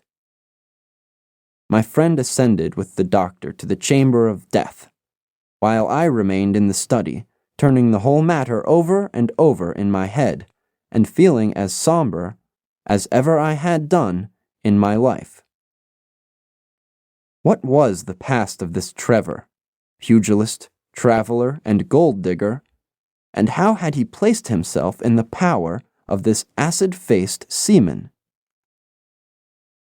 Why, too, should he faint at an allusion to the half-effaced initials upon his arm, and die of fright when he had a letter from Fordingham? Then I remembered that Fordingham was in Hampshire, and that this Mr. Beddoes, whom the seaman had gone to visit, and presumably to blackmail, had also been mentioned as living in Hampshire.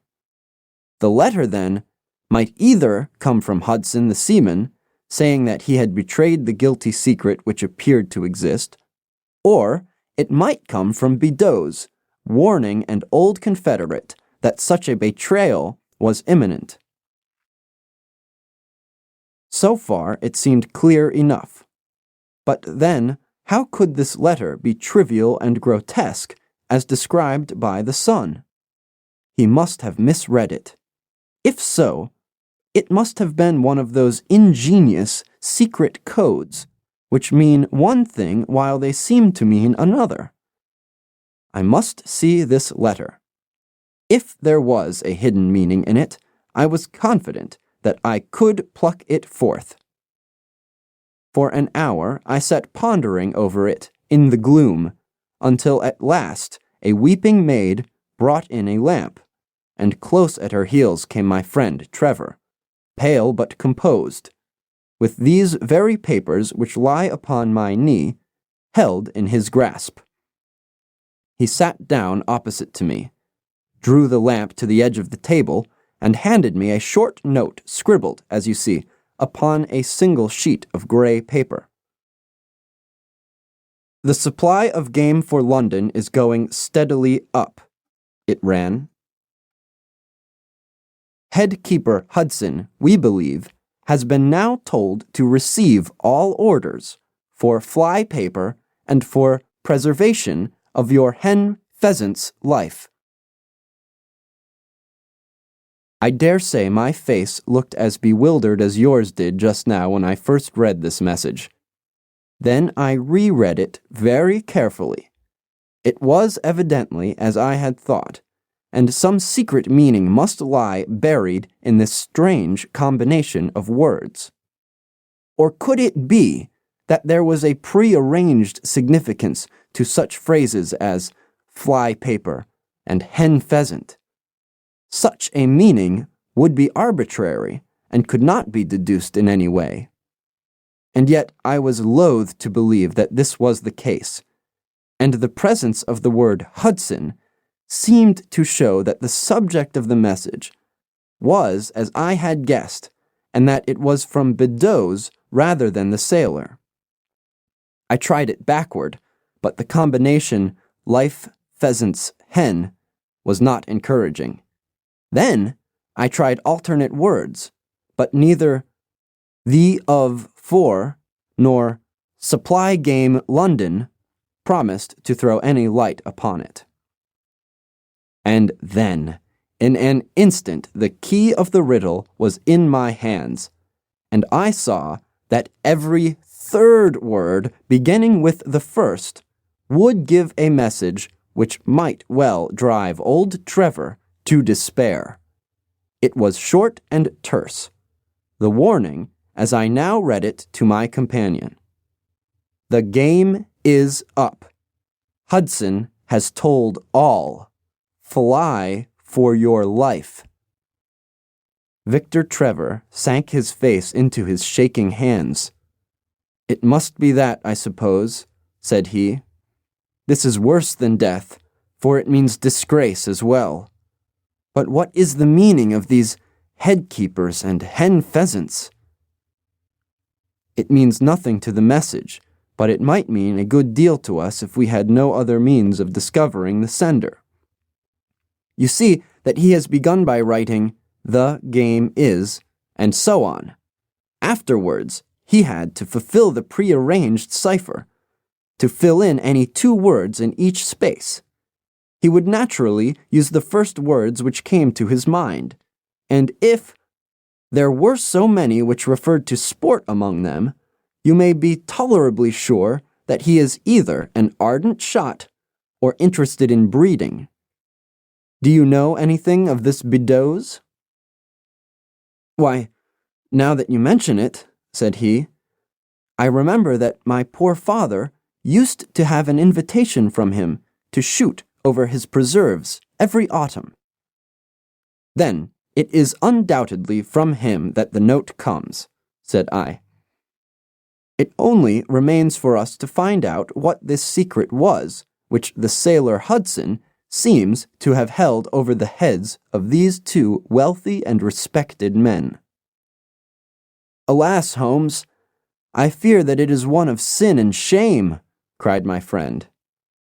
But from you I shall have no secrets.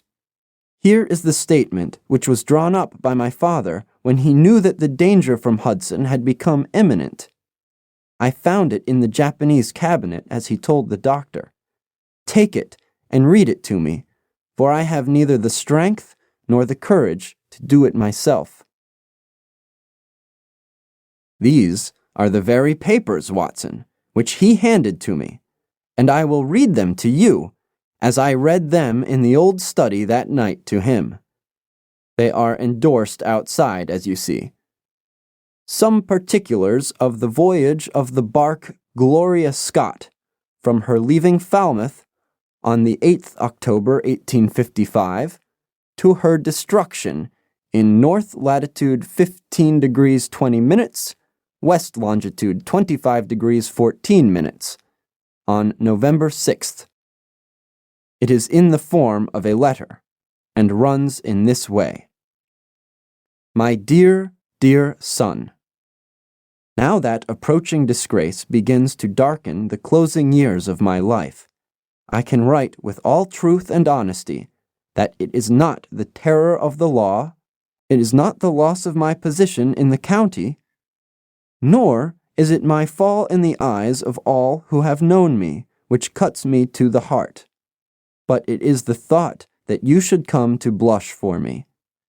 You who love me, and who have seldom, I hope, had reason to do other than respect me.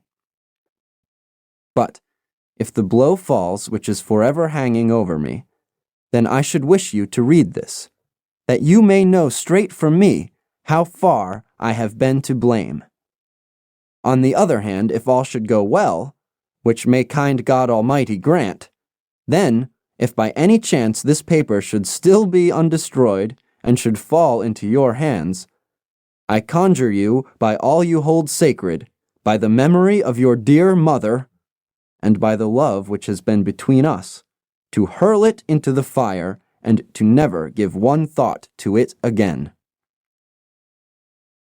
If then your eye goes on to read this line, I know that I shall already have been exposed and dragged from my home.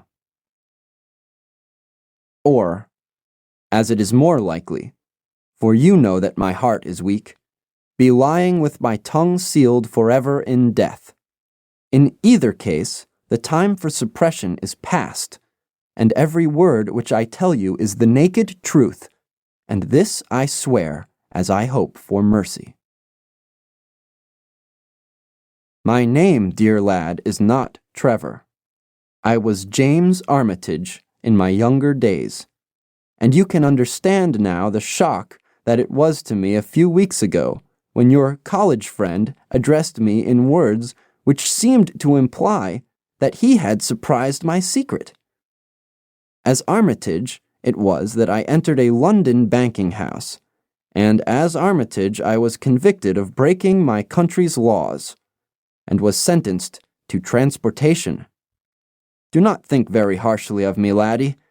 It was a debt of honor, so-called, which I had to pay, and I used money which was not my own to do it, in the certainty that I could replace it before there could be any possibility of its being missed. But the most dreadful ill luck pursued me.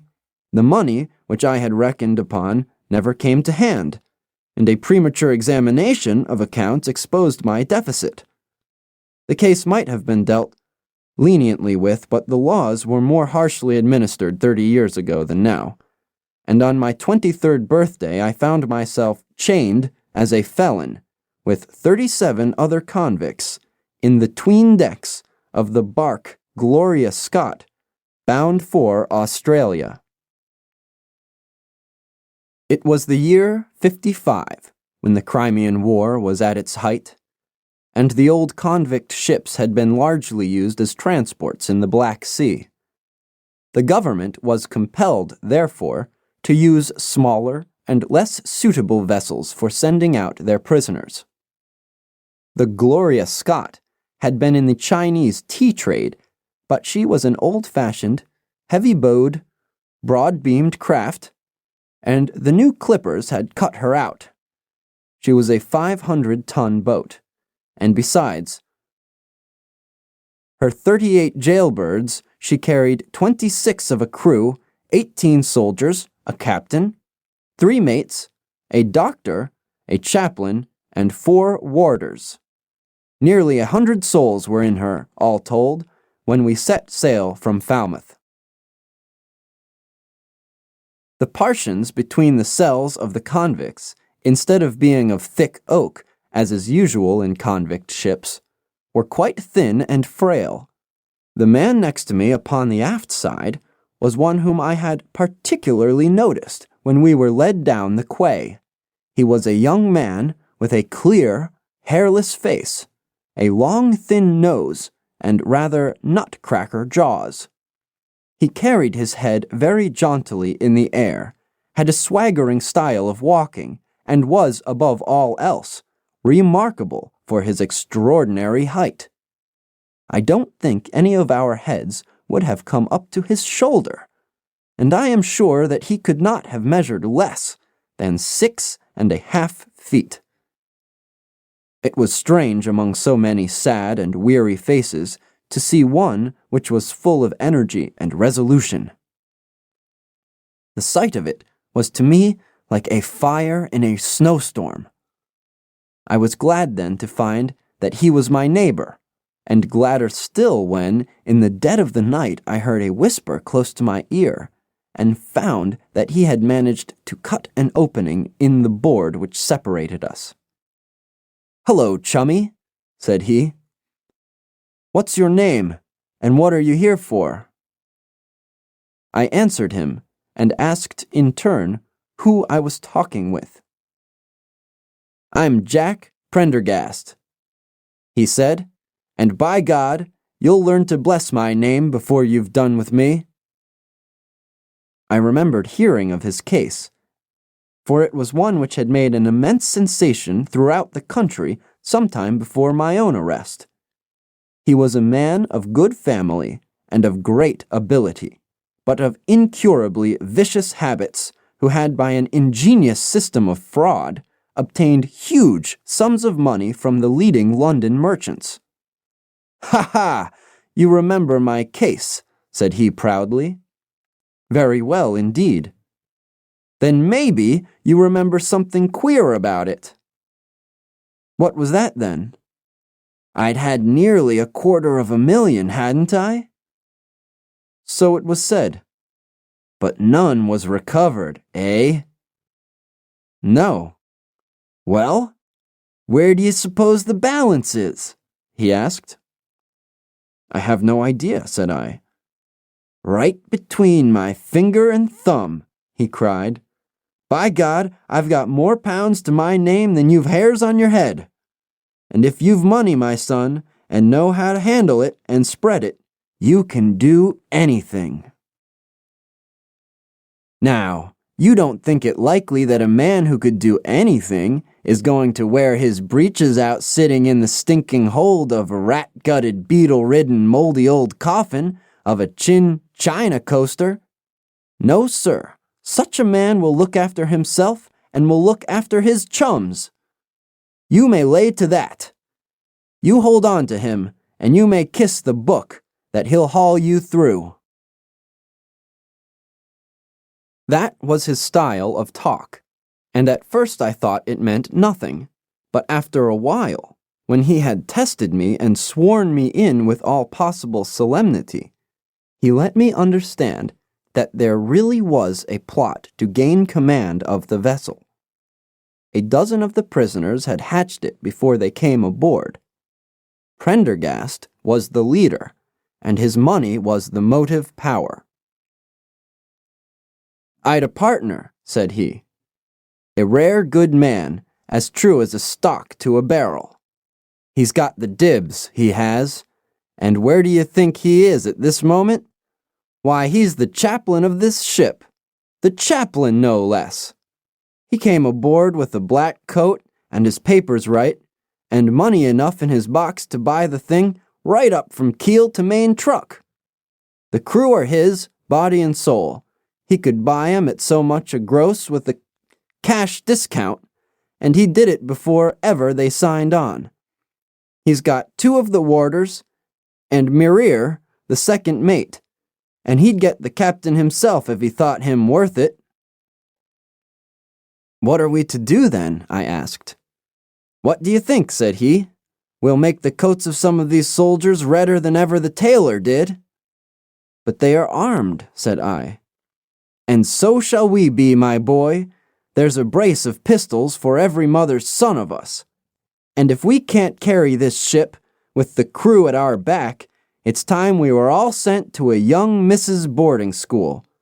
You speak to your mate upon the left tonight, and see if he is to be trusted."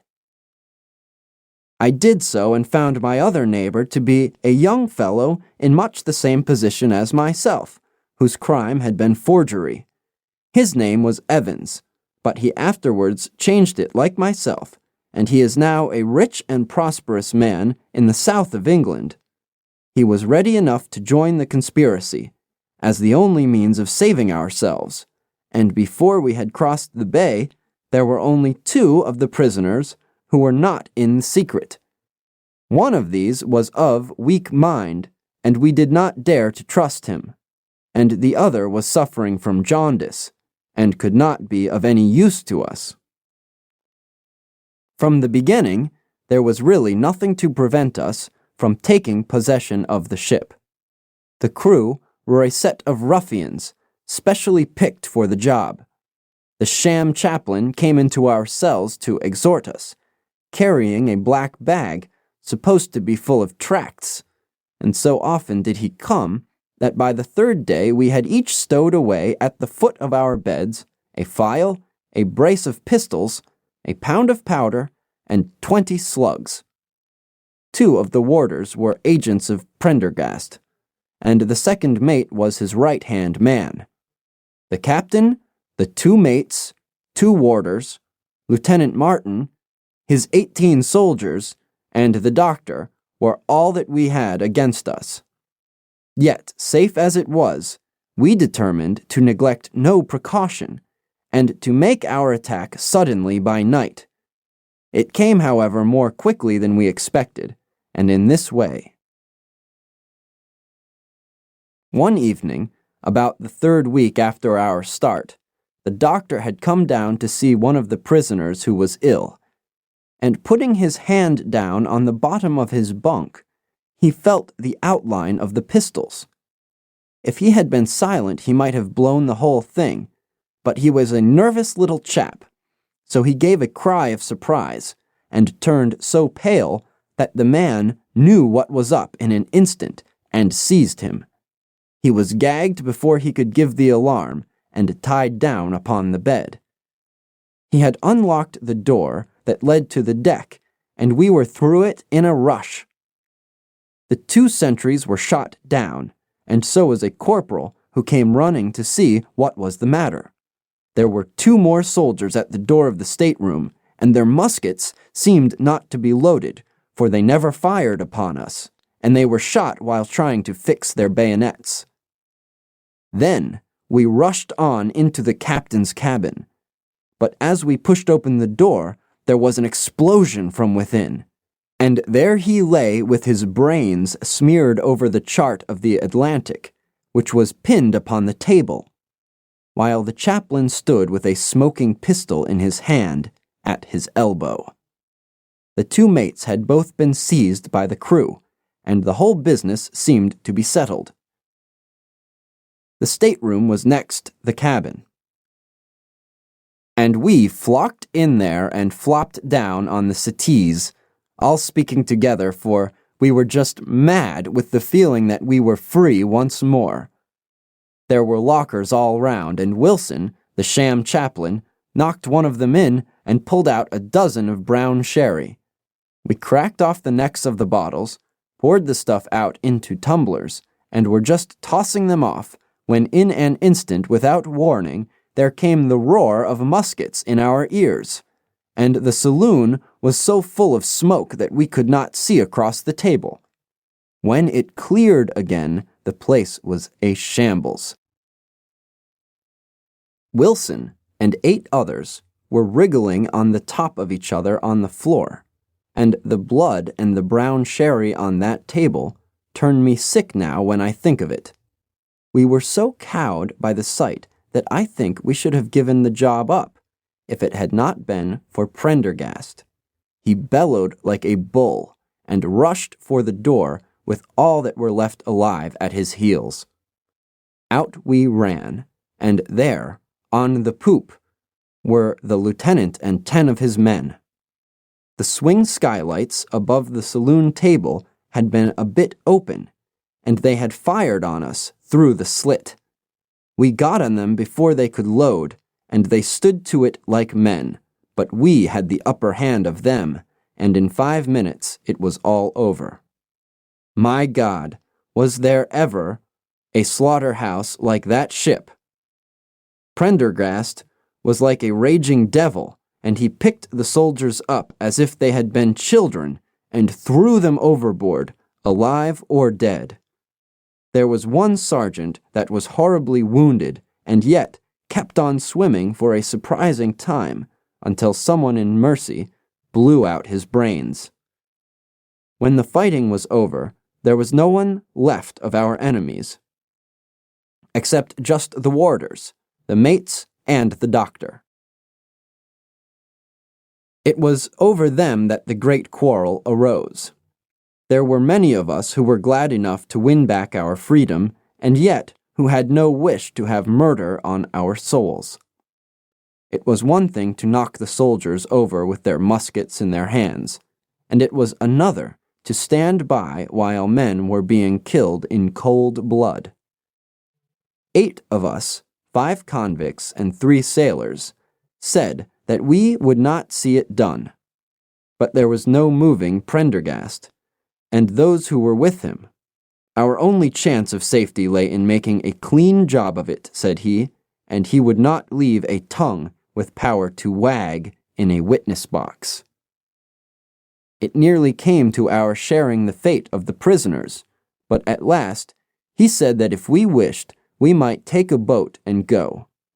We jumped at the offer, for we were already sick of these bloodthirsty doings, and we saw that there would be worse before it was done. We were given a suit of sailor togs each, a barrel of water, 2 casks, one of junk and one of biscuits, and a compass. Prendergast threw us over a chart, told us that we were shipwrecked mariners, whose ship had foundered in latitude 15 degrees and longitude 25 degrees west, and then cut the painter and let us go. And now I come to the most surprising part of my story, my dear son. The seamen had hauled the foreyard aback during the rising, but now as we left them, they brought it square again, and as there was a light wind from the north and the east, the bark began to draw slowly away from us. Our boat lay rising and falling upon the long, smooth rollers, and Evans and I, who were the most educated of the party, were sitting in the sheets working out our position and planning what coast we should make for. It was a nice question, for the Cape Verdes were about 500 miles to the north of us, and the African coast about 700 to the east. On the whole, as the wind was coming round to the north, we thought that Sierra Leone might be best and turned our head in that direction, the bark being at that time nearly hull down on our starboard quarter. Suddenly, as we looked at her, we saw a dense black cloud of smoke shoot up from her, which hung like a monstrous tree upon the skyline. A few seconds later, a roar like thunder burst upon our ears, and as the smoke thinned away, there was no sign left of the Gloria Scott. In an instant we swept the boat's head round again, and pulled with all our strength for the place where the haze still trailing over the water marked the scene of this catastrophe. It was a long hour before we reached it, and at first we feared that we had come too late to save anyone. A splintered boat and a number of crates and fragments of spars rising and falling on the waves showed us where the vessel had foundered, but there was no sign of life, and we had turned away in despair when we heard a cry for help and saw at some distance a piece of wreckage with a man lying stretched across it. When we pulled him aboard the boat, he proved to be a young seaman of the name of Hudson, who was so burned and exhausted that he could give us no account of what had happened until the following morning. It seemed that after we had left, Prendergast and his gang had proceeded to put to death the 5 remaining prisoners. The 2 warders had been shot and thrown overboard, and so also had the 3rd mate. Prendergast then descended into the 'tween decks and with his own hands cut the throat of the unfortunate surgeon. There only remained the 1st mate, who was a bold and active man. When he saw the convict approaching him with the bloody knife in his hand, he kicked off his bonds, which he had somehow contrived to loosen, and rushing down the deck, he plunged into the afterhold. A dozen convicts who descended with their pistols in search of him found him with a matchbox in his hand, seated beside an open powder barrel, which was one of the 100 carried on board, and swearing that he would blow all hands up if he were in any way molested. An instant later, the explosion occurred, though Hudson thought it was caused by the misdirected bullet of one of the convicts rather than the mate's match.